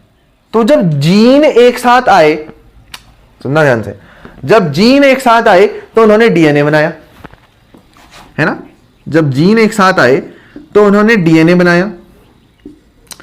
और जब डीएनए के ऊपर किसने काम किया? हिस्टोन प्रोटीन्स ने। किसने? हिस्टोन प्रोटीन्स ने इसकी पैकेजिंग करी, मतलब इसको कॉइल्ड एंड कंडेंस्ड फॉर्म में लाए। कॉइल्ड एंड कंडेंस्ड फॉर्म में जब इसको हिस्टोन प्रोटीन्स लाए, तो यही जो डीएनए है, इसी को यही क्या कहलाया? यही क्रोमोसोम कहलाया। यही क्रोमोसोम कहलाया। रे भाई बता, इससे आसान कहीं नहीं मिलेगा। इससे आसान, इससे इजी, इतना ज्यादा कंसेप्चुअल कि बीच बीच में तुमको डीप में घुस के तुमको चीजें समझ में आ रही है, नहीं मिल सकता। नहीं मिल सकता, बिल्कुल ही नहीं मिल सकता। देख, तो मैंने समझा दिया ना कि डीएनए की फंक्शनल यूनिट जीन है। क्यों है? क्योंकि वो छोटे छोटे जीन से मिलकर ही डीएनए बना है ना। और ये डीएनए में जब हिस्टोन प्रोटीन काम करेंगे, इसको कॉइल कंडेंस करेंगे, तो ये क्रोमोसोम बनाएगा। तो ये जो जीन है ना, तभी इसको क्या कहा गया है? तभी सर इसको फंक्शनल यूनिट ऑफ डीएनए कहा गया है। फंक्शनल यूनिट ऑफ डीएनए कहा गया है इस जीन को, तभी कहा गया भाई, और कुछ नहीं है ना। इसके बाद नोट कर लेना भाई। ये ऊपर वाला डायग्राम में अगर थोड़ी सी स्पेस है तो छोड़ देना, कुछ और चीजें ऐड कर लेंगे।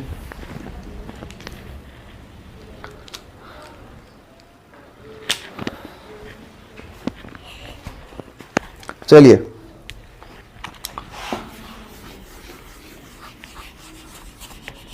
अब क्या होता है जरा ध्यान से देखना। ये डीएनए पैक होता है और क्रोमोसोम बना देता है। तो आगे चल के क्या होता है? जो जीन है ना, एक छोटा सा फंक्शनल यूनिट जो है डीएनए की, ये क्या करता है? ये ट्रांसक्रिप्शन शो करता है। क्या शो करता है भाई? क्या शो करता है? कहा सर थोड़ा सा फैंसी वर्ड था क्या? हाँ था तो सही, पर याद हो जाएगा। ट्रांसक्रिप्शन शो करता है। क्या शो करता है? ट्रांसक्रिप्शन शो करता है। क्या शो करता है? ट्रांसक्रिप्शन शो करता है। और एमआरएनए बनाता है। क्या बना देता है? एमआरएनए। इस टाइप के आरएनए फॉर्म करता है कुल मिला के।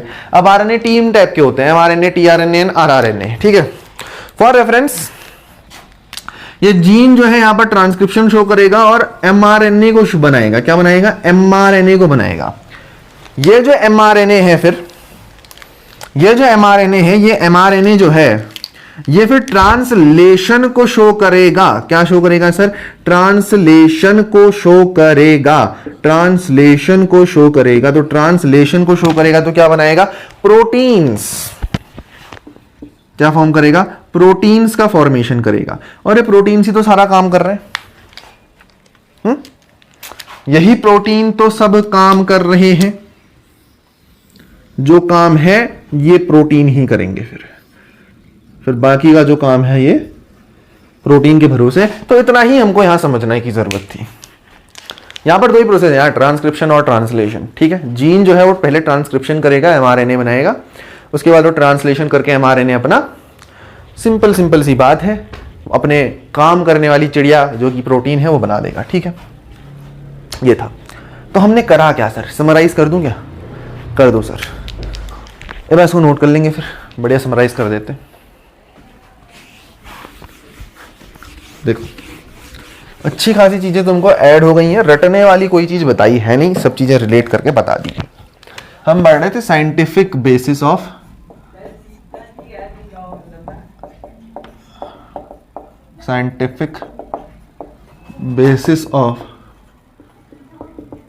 इनहेरिटेंस। हमने कहा कुछ ऐसा होता है कि ये पेरेंट के सेल थे, रिवाइज करा रहा हूं, ठीक है। एक मेल का सेल था, एक फीमेल का सेल था। ऑब्वियस सी बात है डिप्लॉयड होंगे 2n और 2n। इस तरीके से क्रोमोसोम के हमने दो पेयर ले लिए थे, दो यहां और दो यहां। हमने कहा पहले ये आपस में मिलके करेंगे गैमीटोजेनेसिस। गैमीटोजेनेसिस करेंगे तो ये क्या बनाएंगे भाई? ये बनाएंगे सर गैमीट्स। तो ये एक हैप्लॉइड गैमीट मेल ने बनाया और ये एक हैप्लॉइड गैमीट फीमेल ने बनाया। ये हैं क्या? ये हैं अपने गैमीट्स। फिर ये जो गैमीट्स हैं ये आपस में फ्यूज कर जाएंगे और फ्यूज करके जो गैमीट्स हैं अपने, ये एक फर्टिलाइजेशन की प्रोसेस हम उसको बोलते हैं। जब ये फ्यूज करेंगे ना तो उसको फर्टिलाइजेशन की प्रोसेस बोलते हैं। तो ये जाइगोट बनाएंगे। जाइगोट हमेशा 2n इन नंबर होता है। तो जाइगोट में क्या है? इस तरीके से मेल के पास दो सेट ऑफ, अगर मैंने क्रोमोसोम लिए हैं, पेयर लिया है, दो पेयर, तो एक पेयर से एक क्रोमोसोम, दूसरे पेयर से एक क्रोमोसोम। फीमेल में भी इस तरीके से दो क्रोमोसोम बचे। तो क्या होगा? मेल के पहले क्रोमोसोम के साथ फीमेल का पहला क्रोमोसोम आएगा और मेल के दूसरे क्रोमोसोम के साथ फीमेल का दूसरा क्रोमोसोम। इस तरीके से जाइगोट बन जाएगा। ये जो जाइगोट है बाद में क्या करेगा भाई? ये करेगा माइटोसिस, है ना। और ये गैमीटोजेनेसिस करने के लिए इसने क्या किया होगा? इसने किया होगा मियोसिस। मियोसिस होता है रिडक्शनल डिवीजन। जाइगोट को कोई रेड्यूस होने की जरूरत नहीं है, तो माइटोसिस करेगा और इवेंचुअली एक बेबी का फॉर्मेशन करेगा। इवेंचुअली एक बेबी का फॉर्मेशन करेगा। ठीक है, तो हमने यहां से क्या समझा? हमने कहा कि जो इनहेरिट करने वाली चीज है कैरेक्टर को, उसका नाम क्या है? उसका नाम है क्रोमोसोम। उसका नाम क्या है? क्रोमोसोम। ठीक है, पेन कम चल रही है आई गेस, बट विजिबल है, सो नो वरीज। तो इनहेरिट करने वाली जो चीज है मैंने कहा उसका नाम है क्रोमोसोम। ठीक है सर। फिर आपने कहा हमने क्या करा? हमने फिर क्रोमोसोम को समझा। सर क्रोमोसोम क्या है? देख भाई, कुछ नहीं होता क्रोमोसोम। क्रोमोसोम नाम की कोई चीज नहीं। अगर ये तेरा एक सेल है, इस सेल के अंदर ये न्यूक्लियस होगा, इस न्यूक्लियस में मिलते हैं क्रोमोसोम और इन क्रोमोसोम्स के अंदर भरा होता है इस तरीके से डीएनए, है ना। ये डीएनए था। तो असल में हुआ क्या? इस तरीके के तेरे बहुत सारे जीन मिले। इस तरीके से तेरे बहुत सारे जीन मिले, एक जीन, दो जीन, तीन जीन, चार जीन, मतलब जीन मिलते गए। ये जो जीन थे, या फिर ऐसे दिखा ले कि इस तरीके से जब ये जीन मिले तो तेरा एक कंप्लीट डीएनए बना, है ना।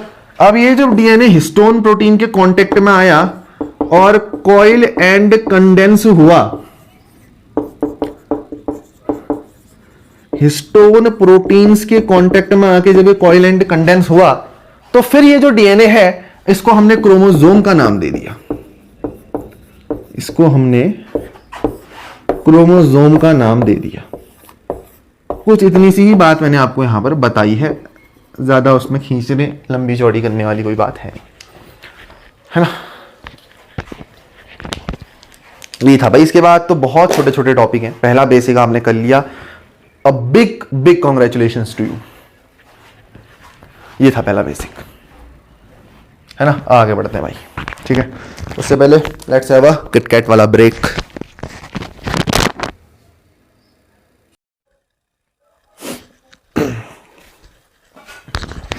तो बेसिक कॉन्सेप्ट में दूसरी चीज़ है जीन, है ना। तो अब जीन के बारे में अच्छे से समझते हैं। चलिए, तो जीन के बारे में मैंने जैसे कि पहले बताया कि इस तरीके से बहुत सारे जीन जब मिलते हैं, किस तरीके से, इस तरीके से अलग अलग टाइप के जब जीन मिलते हैं तो ये चल के क्या फॉर्म करते हैं, एक लंबा सा डबल स्टैंडर्ड डीएनए फॉर्म करते हैं। ये बताया था इससे पहले कि जब जीन इस तरीके से मिलेंगे तो इस तरीके का एक डीएनए फॉर्म करेंगे, है ना। इस तरीके से जब जीन मिलेंगे तो ठीक है, या तो मैं ऐसा कह लूँ कि जब जीन इस तरीके से मिलेंगे तो एक डीएनए फॉर्म करेंगे, या क्या मैं ऐसा कह सकता हूँ कि ये जब इस तरीके से कोड करेंगे तो डीएनए बनेगा, है ना। मिलना कह लो, या फिर बायोलॉजी की भाषा में कहूँ तो कोड करना, बायोलॉजी की भाषा में कहूँ तो कोड करना, है ना। तो जीन ने जब कोड किया तब डीएनए बना, ठीक है। हाँ ठीक है सर, समझ गए। तो इससे मैं इसकी डेफिनेशन बना सकता हूँ जीन की, बिल्कुल बना सकते हो। किस तरीके से sir, genes are the coding segment of DNA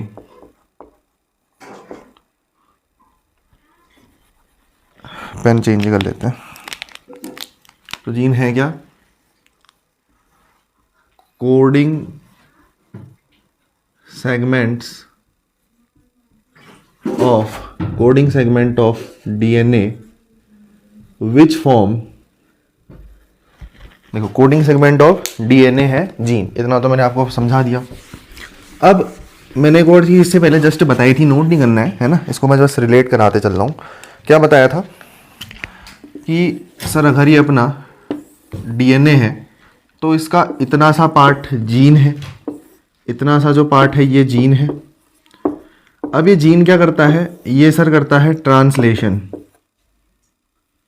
sorry transcription, और क्या बनाता है सर, आरएनए बनाता है। फॉर रेफरेंस एमआरएनए बनाएगा। फिर ये एमआरएनए जो है ये ट्रांसलेशन दिखाएगा और ये क्या बनाएगा, प्रोटीन बनाएगा, है ना। यही बताया था, हाँ सर यही बताया था। तो देखो इसी से डेफिनेशन बनाते हैं। जीन जो है कोडिंग सेगमेंट ऑफ डीएनए है, आपने इतना समझ लिया, हाँ सर बहुत सही बात है।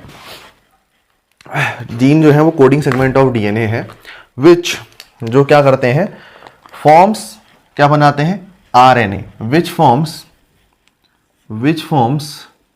आरएनए। अब आरएनए कितने टाइप का है sir, mRNA, rRNA and tRNA, mRNA, rRNA और टीआरएनए। तो जीन कोडिंग सेगमेंट है डीएनए का, जो क्या फॉर्म करते हैं सर, ये सारी चीजें, एमआरएनए, आरआरएनए एंड टीआरएनए। इनको फॉर्म करने के बाद क्या होगा, ये एमआरएनए, आरआरएनए, टीआरएनए क्या बनेगा बाद में, प्रोटीन, है ना। सो विच लेटर कन्वर्ट्स इनटू, विच लेटर कन्वर्ट्स इनटू प्रोटीन्स, जो बाद में आगे चल के क्या बना देंगे, प्रोटीन्स बना देंगे। वही तो है, देखो जीन ने कोड करके डीएनए बनाया, है ना। ये जीन फिर एमआरएनए, आरआरएनए, टीआरएनए बनाएगा, जो बाद में प्रोटीन फॉर्मेशन करेंगे। इसको ही मैं एक तरह अच्छे तरीके से बता दूं, यहाँ पे देखो, इसी डायग्राम को अच्छे तरीके से अगर मैं रिप्रेजेंट करूं तो कैसा दिखेगा सर, ऐसा कुछ कोडिंग सेगमेंट है इस तरीके से भाई, है ना। अपना जो जीन है उसने कोड करा, ठीक है। कलर पे फिलहाल ज़्यादा फोकस नहीं करना, बस समझना है कि इसने कुल मिला के क्या करा है, कोड करा है। तो सर हमने यहाँ पर क्या दिखा दिया, इस तरीके से जीन ने कोड करा है डीएनए फॉर्म करने के लिए, है ना। Gene codes to form DNA. क्या बात साफ है, हाँ सर।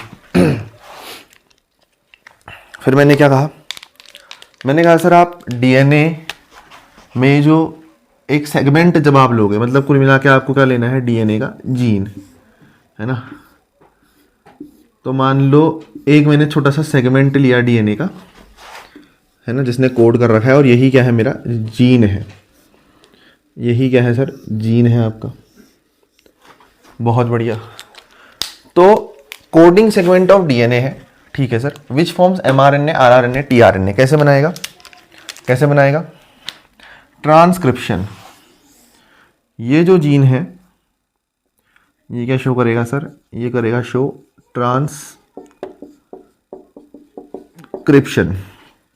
और क्या क्या बना सकता है, एमआरएनए, आरआरएनए और टीआरएनए। विच लेटर कन्वर्ट्स इनटू प्रोटीन, जो बाद में किस में कन्वर्ट हो जा रहा है भाई, प्रोटीन्स में। कैसे होगा कन्वर्ट सर, ट्रांसलेशन से।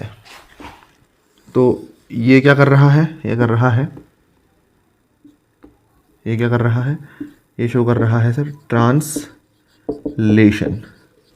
और ट्रांसलेशन शो करके भाई ये क्या बन जा रहा है, it is getting converted into protein. ये कन्वर्ट हो जा रहा है प्रोटीन के अंदर, कुछ इस तरीके से। तो जीन हमने समझ लिया, है ना, इसको नोट डाउन करें। चलो भाई, अब जीन एक्चुअली है क्या, जीन एक्चुअली है क्या sir, functional unit of DNA है, फंक्शनल यूनिट ऑफ डीएनए है। और डीएनए किसके अंदर मिलता है, क्रोमोसोम के अंदर, ठीक है भाई। हाँ सर, तो देखो मैंने आपसे क्या कहा, इसके बाद की थोड़ी बहुत चीजें और बचती हैं जीन में, इंपॉर्टेंट टॉपिक है क्योंकि।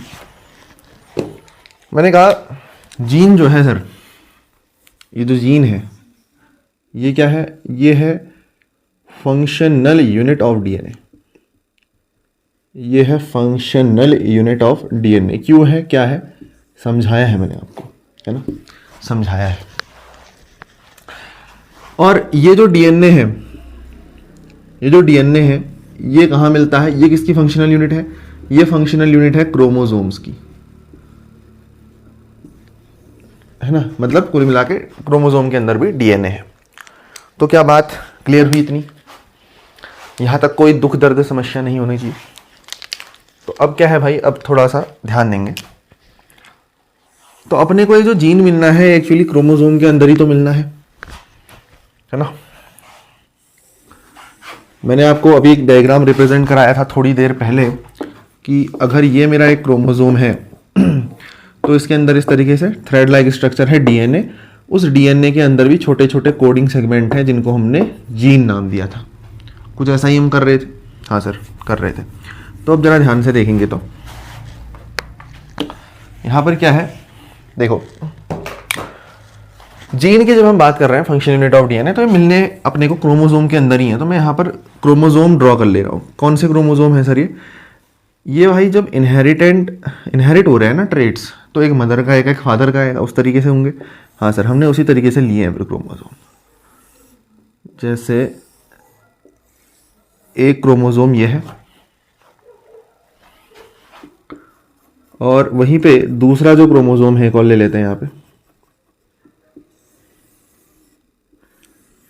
दूसरा जो क्रोमोसोम है वो ये है भाई। ये अगर मदर का है, ये अगर फादर का है ना, तो ये कपल्स में है। तो मैंने आपको थोड़ी देर पहले जब मैं क्रोमोसोम का transfer significant basis of inheritance, scientific basis of inheritance जब मैंने आपको बताया था, तो साइंटिफिक बेसिस ऑफ इनहेरिटेंस में मैंने आपको चीज बताई थी कि अगर आप फादर से पहला क्रोमोसोम ले रहे हो तो मदर से भी पहला ही क्रोमोसोम लोगे, है ना। ऐसा क्यों, ऐसा इसलिए क्योंकि ये क्रोमोसोम करेक्टर वाइज डिवाइडेड होते हैं। एक क्रोमोसोम एक पर्टिकुलर करेक्टर को ट्रांसफर करता है। तो मान लेते हैं ये है करेक्टर 1 ऑफ फादर और ये है करेक्टर 1 ऑफ मदर। ठीक है सर। अब ये करेक्टर 1 जो है इसमें अलग अलग जीन प्रेजेंट होंगे जो कि इनहेरिटेंट या फिर इनहेरिट करेंगे प्रॉपर्टी को, ठीक है। तो जो करेक्टर 1 है, मान लो इसमें यहां पर एक जीन प्रेजेंट था, यहां पर, तो करेक्टर 1 ऑफ मदर में भी जो जीन है वो इस ही पोजीशन में प्रेजेंट हुआ, करेक्ट इसी पोजीशन में, एग्जैक्ट इसी पोजीशन में। अब मान लो जो करेक्टर 1 है वो है हेयर कलर, है ना। जो करेक्टर 1 में यहां पर वाला जीन है ऑफ फादर वो है हेयर कलर, तो करेक्टर 1 में जो यहीं पर वाला सेम पोजीशन वाला जीन है ऑफ मदर वो भी क्या होने वाला है, वो भी हेयर कलर ही होगा, वो भी हेयर कलर ही होगा। ऑल्दो यहां पर एक डिफरेंस आ सकता है, वो क्या हो सकता है कि ये जो करेक्टर 1 ऑफ फादर है जो इसमें यहां पर जीन रिप्रेजेंट कर रहा है, ये फादर का जो हेयर कलर है ये ब्लैक हो, but on the other hand जो मदर का हेयर कलर है वो ब्लॉन्ड निकले, है ना। जो हल्के हल्के से भूरे भूरे बाल होते हैं उसको ब्लॉन्ड कहते हैं, तो हो सकता है वो ब्लॉन्ड निकले। अब सर एक क्रोमोसोम कितने करेक्टर कैरी करेगा, एक तो हमने यहां पर रिप्रेजेंट कर दिया, अब एक करेक्टर हम मान लेते हैं इधर पे है कहीं, ये तो मदर में भी यहीं पर होना है क्योंकि करेक्टर 1 अब ये करेक्टर 1 में है क्या, मान लिया 2 जीन है, पहला जीन हेयर कलर का है और दूसरा जो जीन है अपना, वेट, हाँ ठीक, रेड से ही दिखा देते हैं। दूसरा जो जीन है अपना मान लेते हैं वो है अपना आई कलर, वो क्या है, आई कलर। अगर फादर में करेक्टर 1 के इस पोजीशन में आई कलर है तो मदर में भी करेक्टर के करेक्ट इस पोजीशन में क्या होगा, आई कलर का ही जीन प्रेजेंट रहेगा, ठीक हो गया। अब पॉइंट टू बी नोटिस्ड क्या है कि करेक्टर 1 अगर दोनों का हम ले रहे हैं तो it is very compulsory and necessary कि अगर यहां पर हेयर कलर है तो दूसरे जो भी पेरेंट है उसके यहां पर भी हेयर कलर का ही जीन प्रेजेंट हो, और अगर करेक्टर 1 में जो पहला पेरेंट है उसके इस पोजीशन में अगर आई कलर प्रेजेंट है तो दूसरे पेरेंट के करेक्टर 1 के इस पोजीशन में भी आई कलर ही प्रेजेंट होगा, कोई दूसरा जीन नहीं प्रेजेंट होगा। ऑल्दो अब वो जीन के एलिलिक फॉर्म्स दिख सकते हैं, एलील दिख सकते हैं। एलील मतलब देखो सेम जीन है, करेक्टर 1 है और जीन की पोजीशन भी सेम है, ये भी हेयर कलर दिखा रहा, ये भी हेयर कलर दिखा रहा, लेकिन यहां पर हेयर कलर में एलील में डिफरेंस आ गया। एलील मतलब कॉन्ट्रास्टिंग पेयर बन गए, यहां ब्लैक था तो जरूरी नहीं यहां ब्लैक हो, यहां ब्लॉन्ड हो गया। सिमिलरली नीचे पर आई कलर, और आई कलर तो कंपलसरी है, लेकिन ये जरूरी नहीं है कि ये आई कलर सेम ही हो या ये आई कलर डिफरेंट ही हो, है ना। मान लो फादर में जो आई कलर है वो है ब्लैक, तो मदर में भी जो आई कलर होगा वो कैसा भी हो सकता है, वो डिपेंड करता है। मदर में ब्लू भी हो सकता है ना, ग्रीन भी हो सकता है और ब्लैक भी हो सकता है ना, ये कोई नेसेसरी नहीं है। ये वाले जो पॉइंट हम नीचे लिख रहे हैं नेसेसरी पॉइंट्स नहीं है ना, ये कुछ भी हो सकता है, ये डिपेंड करेगा कि पेरेंट कौन है। ये वाले कैरेक्टर जो हम लिख रहे हैं नीचे वाले, है ना, इनको हम एलील्स कह सकते हैं। ये बिल्कुल भी श्योर नहीं होंगे कि यही चीज होगा, ये चीज श्योर है कि इस पोजीशन में अगर हेयर कलर है, हेयर कलर वाला जीन है, तो दूसरे पेरेंट के इस पोजीशन में भी करेक्ट हेयर कलर वाला ही जीन होगा अगर हम करेक्टर 1 ले रहे हैं तो। ये चीज श्योर है भाई, है ना। अब वो हेयर कलर कैसा है ये श्योर नहीं है, हो सकता है इधर ब्लैक है तो उधर ब्लॉन्ड निकले, या ये भी हो सकता है कि यहां ब्लैक है तो यहां भी ब्लैक निकले। It totally depends. हाँ, हम इसमें कोई भी टिप्पणी नहीं करेंगे भाई। चलिए, हो गया होगा फिर ये, ठीक। हमने जीन तो समझ लिया है, अब तीसरी हेडिंग डालते हैं। तीसरी हेडिंग वो है एलील। एलील क्या होता है सर? ये कॉन्ट्रास्टिंग पेयर ऑफ जीन होते हैं। क्या होता है? कॉन्ट्रास्टिंग पेयर या फिर contrasting form of a gene भी आप कह सकते हो। सर हम समझे नहीं, देखो ये दो जीन थे, कौन कौन से जीन थे सर? एक जीन ये था, एक जीन ये था। करेक्टर 1 में अलग अलग जीन प्रेजेंट होंगे। करेक्टर 1 मतलब मैंने कहा ना, क्रोमोसोम करेक्टर्स को इनहेरिट करेंगे।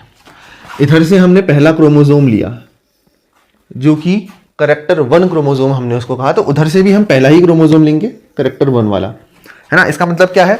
इसका मतलब है कि अगर ये क्रोमोसोम के पास दो जीन हैं, कौन कौन से? हेयर कलर और आई कलर वाला, तो इस क्रोमोसोम के पास भी हेयर कलर और आई कलर का ही जीन होगा। ये इसका मतलब है करेक्टर 1 का। अब करेक्टर 1 में हमने हेयर कलर लिया, आई कलर लिया, और करेक्टर 1 में इधर भी हेयर कलर और आई कलर ऑब्वियसली आना ही था, तभी दोनों जगह करेक्टर 1 का जीन लिया है। अब आप देखो, हेयर कलर का एक जीन यहां है, सिमिलरली यहां भी है, और दूसरा जीन जो है करेक्टर 1 का वो आई कलर का है। इधर भी दूसरा जीन जो है वो आई कलर का है। ठीक है, कुछ देर के लिए दूसरे जीन को भूल जाओ, हमने एक ही जीन से यहां मतलब रखना है, तो ये दूसरा जीन हमने बढ़ा ही नहीं। अभी हमने करेक्टर 1 के एक ही जीन पे फोकस करना है जो कि है हेयर कलर, जो कि क्या है भाई? Hair colour. इधर भी हेयर कलर और इधर भी हेयर कलर पे ही फोकस करेंगे। तो अगर हम देखें तो इधर जो हेयर कलर है वो कैसा है? ब्लैक, और इधर जो हेयर कलर है वो कैसा है? ब्लॉन्ड। ऑल्दो क्या ये जीन सेम है? क्या ये जीन सेम है? यहां पर का जो जीन है वो किसका जीन है? वो हेयर कलर का जीन है। और यहां पर जो जीन है वो किसका जीन है? सर वो जीन भी तो हेयर कलर का है। बिल्कुल, तो जीन सेम है लेकिन फॉर्म अलग अलग है। यहां पर जो जीन की फॉर्म है वो ब्लैक है, और यहां पर जो जीन की फॉर्म है वो ब्लॉन्ड है, तो इसी को हम एलील कहते हैं। Contrasting forms of a gene, है ना। या फिर कॉन्ट्रास्टिंग की जगह अल्टरनेट भी शब्द यूज करते हैं बहुत बार। ये अल्टरनेट शब्द आप लिखोगे तो आपको फायदे में रहोगे, तो लिख देते हैं alternate forms of a gene, मतलब अपोजिट फॉर्म कह सकते हो, है ना। इधर ब्लैक है तो उधर कुछ दूसरा कलर, तो अल्टरनेट अगर है तो उसको हम एलील के नाम से जानते हैं।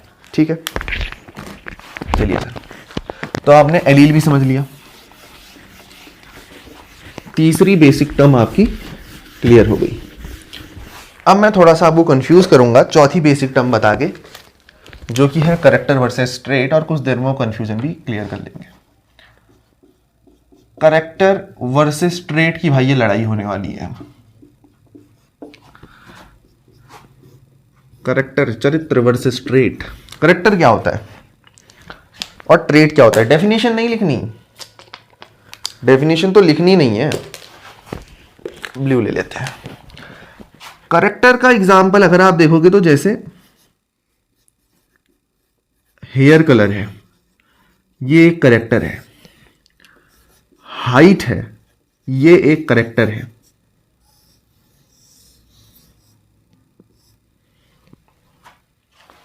सर अभी तो आपने कुछ देर पहले हेयर कलर और हाइट, मतलब हेयर कलर वाला एक जीन भी बोला था। हाँ भाई, जीन करेक्टर ही तो दिखाते हैं। ठीक, जीन ही तो करेक्टर शो करते हैं।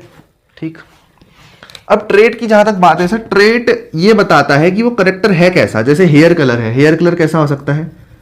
ब्लैक हो सकता है, ब्लॉन्ड हो सकता है, या फिर ब्राउन। ब्राउन लगभग ब्लॉन्ड को ही ब्राउन कहते हैं, बट फिर भी हम अलग अलग करके लिख देते हैं। तो ब्लैक हो सकता है, ब्राउन हो सकता है, ब्लॉन्ड हो सकता है। हाइट है सर, हाइट कैसी हो सकती है? हाइट या तो हो सकता है कि बड़ा है, तो उसको हम क्या बोलेंगे? एक काम करते हैं, सबसे पहले छोटे से शुरू करते हैं। हो सकता है कि वो ड्वार्फ हो भाई, या फिर वो हो टॉल, या फिर ये भी हो सकता है कि वो जाइंट हो। तो तीनों पॉसिबिलिटी है। हेयर कलर में ये 3 ट्रेट्स आ सकते हैं, और हाइट में ये 3 ट्रेट्स आ सकते हैं।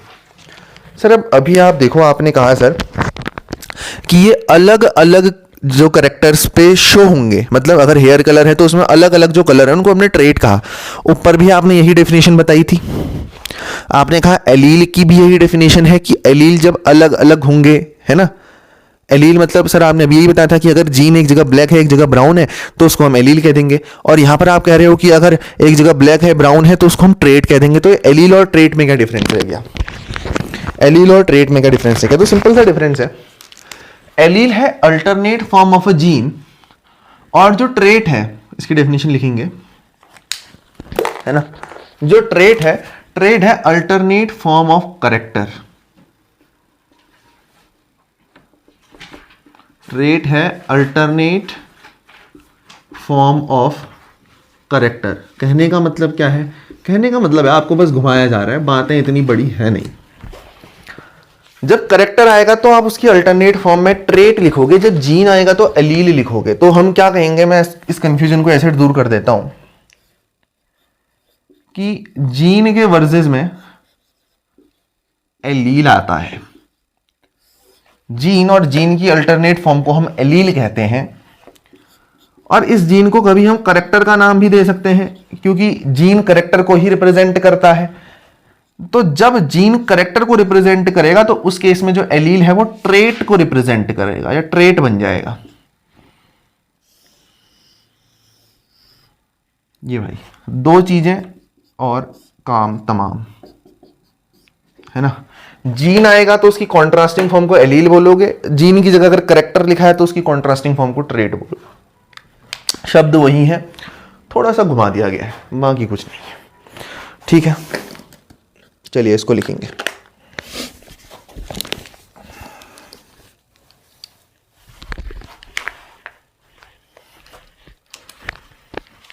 होप सो हो गया होगा।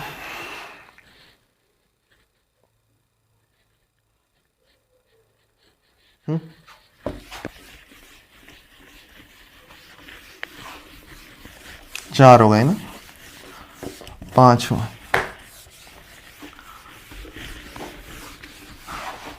पांचवी चीज क्या है सर? पांचवी चीज है भाई होमोजाइगस वर्सेस हेट्रोजाइगस।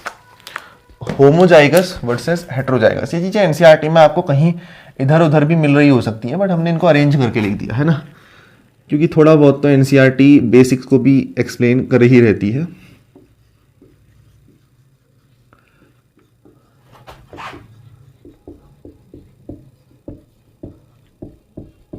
तो सर होमोजाइगस क्या है और हेट्रोजाइगस क्या है? देखो टाइम वेस्ट नहीं करूंगा, सीधे सीधे बताता हूं, है ना, क्योंकि ज़्यादा कुछ है नहीं। इसकी डेफिनेशन आपसे कोई नहीं पूछेगा। देखो एक चीज़ मैं बता देता हूँ, मैं डेफिनेशन भी बता रहा हूँ, but it is very very clear कि इसकी डेफिनेशन कोई नहीं पूछने वाला। इससे रिलेटेड क्वेश्चन आएंगे, तगड़े क्वेश्चन आएंगे, इसकी डेफिनेशन कोई नहीं पूछेगा। बस आपको टॉपिक की फील होनी चाहिए कि इसका मतलब ये है। आप चाहे डेफिनेशन न लिख पाओ, बस पता होना चाहिए कि अगर होमोजाइगस है तो दोनों एलील सेम होंगे, हेट्रोजाइगस है तो दोनों एलील डिफरेंट होंगे, या कहीं पर भी अगर कुछ भी डोमिनेंट है और रिसेसिव है तो डोमिनेंट में जो ज़्यादा डोमिनेंट है, जो एक्सप्रेस करेगा अपने को, है ना, तो उसको हम डोमिनेंट कहते हैं। दूसरे की प्रेजेंस में जो अपने आप को एक्सप्रेस कर दे उसको डोमिनेंट कहते हैं। इस तरीके की चीज़ें आपको पता होनी चाहिए। मतलब ये डेफिनेशन होगी डोमिनेंट की, बट डोमिनेंट में आपको बस अगर इतना भी पता है ना कि कैपिटल टी और स्मॉल टी है तो कैपिटल टी आएगा। मतलब टॉल और डॉर्फ दिया है तो टॉल अपने को एक्सप्रेस कर लेगा क्योंकि टॉल डोमिनेंट है, बात खत्म, डेफिनेशन कोई नहीं पूछ रहा। एट द एंड बात ये है, होमोजाइगस और हेट्रोजाइगस की जहां तक बात है, होमोजाइगस मतलब है if both alleles are same, अगर दोनों एलील सेम है। एग्जाम्पल अगर मैं हाइट की बात करता हूं, ठीक है, एग्जाम्पल मैं क्या ले रहा हूं सर, हाइट ले रहा हूं, तो हाइट में देखो या तो दोनों कैपिटल टी है, कैपिटल टी है, या फिर दोनों स्मॉल टी है। अगर हाइब्रिड बन गया कैपिटल टी स्मॉल टी, ना ये पॉसिबल नहीं है बनना, ये चीज होमोजाइगस नहीं कहलाएगी। दोनों सेम होने चाहिए, या दोनों बड़े या दोनों छोटे, ठीक। और हेट्रोजाइगस क्या है? If both alleles are different, अगर दोनों एलील्स जो हैं वो डिफरेंट है।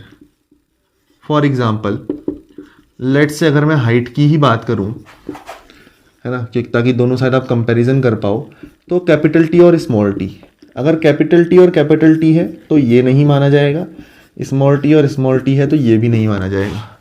तो डिफरेंस सीधे साफ स्वच्छ रूप से आप सभी के सामने है। इधर या तो दोनों कैपिटल दोनों स्मॉल, और उधर दोनों कैपिटल दोनों स्मॉल नहीं होने चाहिए, मिक्स होना चाहिए, हाइब्रिड होना चाहिए। तो इसको आप क्या भी कह सकते हो, हाइब्रिड। इसी को तो हम हाइब्रिड भी कहते हैं ना, जब चीज़ें मिक्स होती हैं, तो उसी को अपन हाइब्रिड कहते हैं। जैसे आपने पिछली बार पढ़ा होगा ना, जैसे म्यूल है, म्यूल किसका हाइब्रिड कह सकते हो आप? हॉर्स एंड डोंकी का, है ना। इस तरीके से हाइब्रिड प्रोड्यूस होता है। ये तो एनिमल्स की बात कर दी मैंने, प्लांट्स में भी तो हाइब्रिड प्लांट्स आते हैं, है ना। सुना भी होगा आपने, ये हाइब्रिड का बीज है या ये वो है। तो इस तरीके से हाइब्रिड जब मिक्स कर दिया जाता है दो को, अलग अलग कैटेगरीज को, तो उससे जो बनता है वो हाइब्रिड होता है। देख लो, ठीक है। आओ भाई बढ़ते हैं आगे को। अब खत्म हो गए भाई बस, है ना। अगली चीज जो है छठवीं,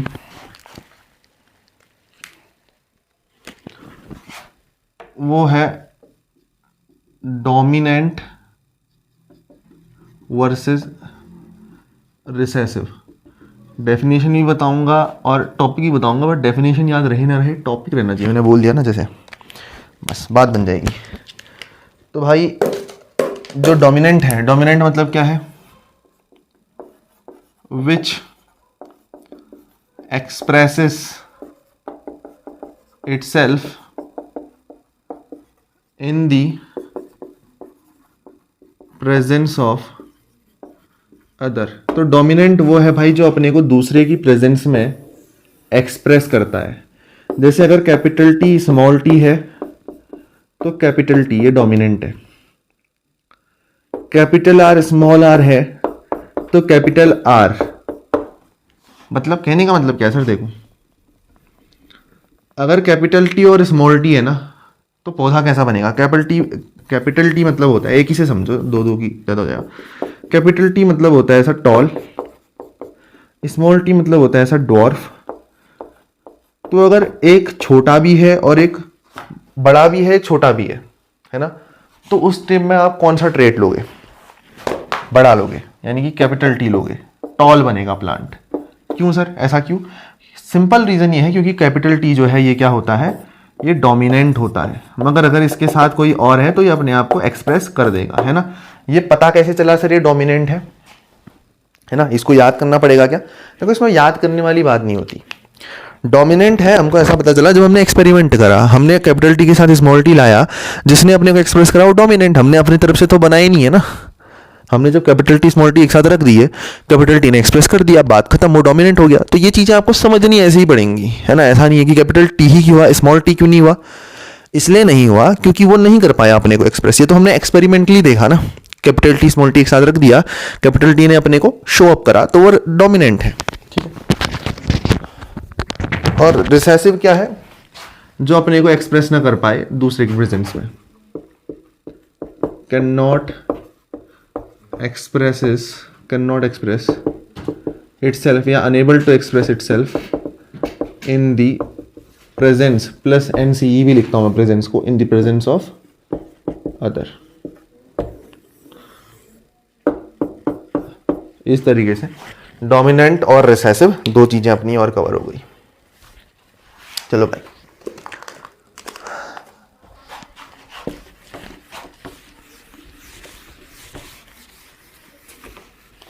आखिरी चीज बताता हूं, सातवीं चीज, वो क्या है? ये आगे आएगी ना क्योंकि आपकी, तो इसलिए यहां पर बताना जरूरी है। Phenotype versus genotype. Phenotype versus genotype. तो फिनोटाइप और जीनोटाइप मतलब क्या है सर? फिनोटाइप मतलब होता है PR है ना, तो मतलब फिजिकल अपीयरेंस। फिजिकल अपीयरेंस मतलब वो बंदा दिख कैसा रहा है। फॉर एग्जाम्पल फिनोटाइप की जब आप बात करोगे तो आप कहोगे टॉल है, या आप कहोगे डॉर्फ है ना, लंबा है, छोटा है, कैसा है वो? फिनोटाइप है, फिजिकली अपीयर कैसा हो रहा है। और जीनोटाइप मतलब क्या है? इसका मतलब है जेनेटिक कंपोजिशन कॉम्बिनेशन, जो भी कहना है, जेनेटिक कंपोजिशन। जेनेटिक कंपोजिशन, अब जेनेटिक कंपोजिशन क्या होगा सर? किस किस से मिलके बना है? फॉर एग्जाम्पल अगर टॉल है तो किससे मिलके बना है? हो सकता है कैपिटल टी से मिलके बना हो, ये उसका जेनेटिक कंपोजिशन हो सकता है कैपिटल टी स्मॉल टी से मिलके बना हो, ये उसका जेनेटिक कंपोजिशन है, तो वो जीनोटाइप होता है। टॉल है, डॉर्फ है, ये फिनोटाइप होता है। क्लियर? चलिए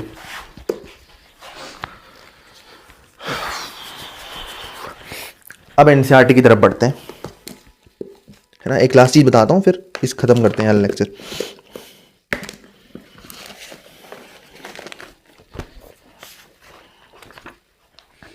अभी हम ज़्यादा दूर नहीं गए हैं। ये एनसीईआरटी का पहला पेज, इसको जब पलटते हैं तो यहाँ पर एक साहिवाल काउस का एग्जाम्पल दिया है। आई डोंट थिंक सो कि ये विजिबल है, बट फिर भी एक साहिवाल काउस, नई बुक में 54 पेज नंबर है भाई, सीधी सी बात। तो यहाँ पर एनसीईआरटी ने कुछ कहा है। क्या कहा है? एनसीईआरटी बोलती है कि ह्यूमंस नो, हम मानवों को पता था। कब से पता था? 8000 से 1000 BC के टाइम पे पता चल गया था। सर अब ये टाइम उल्टा क्यों जा रहा है? 8000 से 1000, 1000 से 8000 जाना चाहिए ना टाइम। तो जिसको नहीं पता उसको बता देते हैं कि BC मतलब होता है बिफोर क्राइस्ट। BC मतलब होता है बिफोर क्राइस्ट, क्राइस्ट के बर्थ से पहले, उसको बिफोर क्राइस्ट बोलते हैं। तो यहां टाइम उल्टा चलेगा, जैसे पहले 8000 आएगा, फिर 7000 आएगा, ऐसे चलते चलते 1000 आएगा और आगे चल के 0 आएगा। फिर 0 से आगे जो है वो लगेगा AD। AD बोले तो एनो डोमिनी, AD बोले तो एने डोमिनी। यहां से फिर सीधा टाइम चलता है 1 2 3 4, फिर 1000, है ना, फिर 2000, इस तरीके से चलते रहेगा। जैसे अभी क्या चल रहा है? अभी क्या चल रहा है? 2024। तो फिर वो AD में चलेगा। BC से उल्टा होते हुए टाइम आया, 0 में आया, फिर 0 से आगे AD लगा, एने डोमिनी। ठीक है, सिंपल सा लॉजिक है, इसलिए एनसीईआरटी ने दिया है ना भाई, हर शब्द समझना है। वरना मेरा क्या था, मैं नहीं भी बता, बट फिर भी हर शब्द समझाना है। तो लोगों को, यानी कि मानवों को 8000 से 7000 साल पहले से पता था, BC ईयर्स बिफोर हमको ये पता था क्या, कि ये जो सेक्सुअल रिप्रोडक्शन है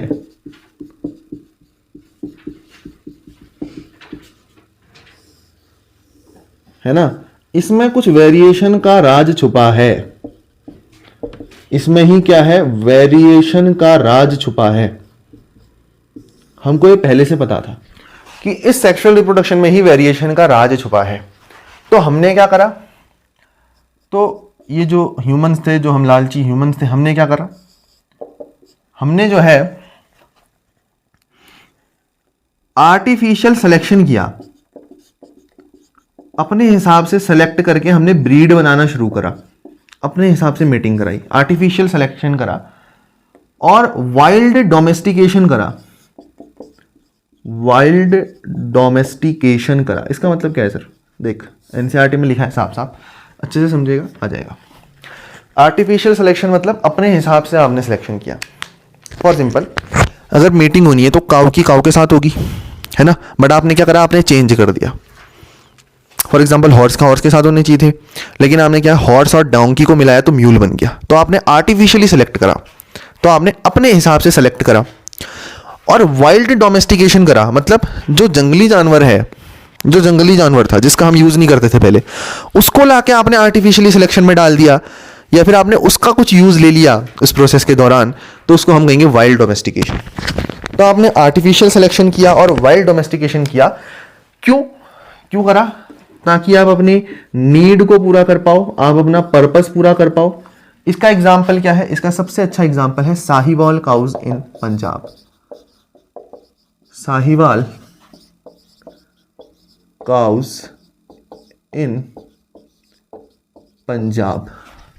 तो साहिवाल काउज इन पंजाब, ये इसका सबसे अच्छा और बेस्ट एग्जाम्पल है, क्योंकि एनसीईआरटी ने दिया है, ऑब्वियस सी बात है, हम कौन होते हैं। चलिए भाई, फिलहाल इतना ही है। लेक्चर 2 प्रोसेस से शुरू करेंगे और लिंकेज एंड रिकॉम्बिनेशन तक जाएंगे, to where I hope so, है ना। देख लेते हैं एक बार। एनसीईआरटी में भैया जी कितने टॉपिक दिए हैं?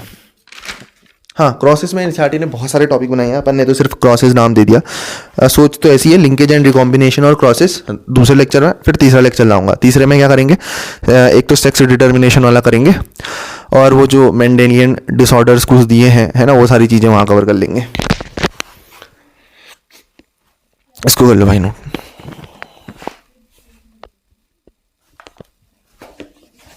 है ना,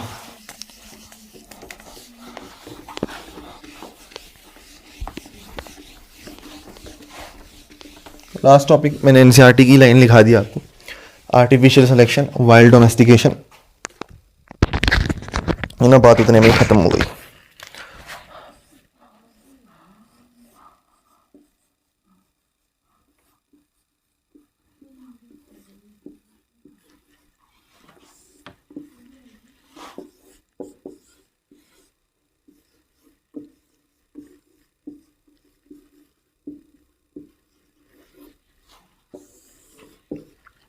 सो एक लास्ट मैसेज इस लेक्चर के हिसाब से, है ना, रिगार्ड्स हर्षित। ठीक है, चलिए भाई मिलते हैं फिर नेक्स्ट लेक्चर में।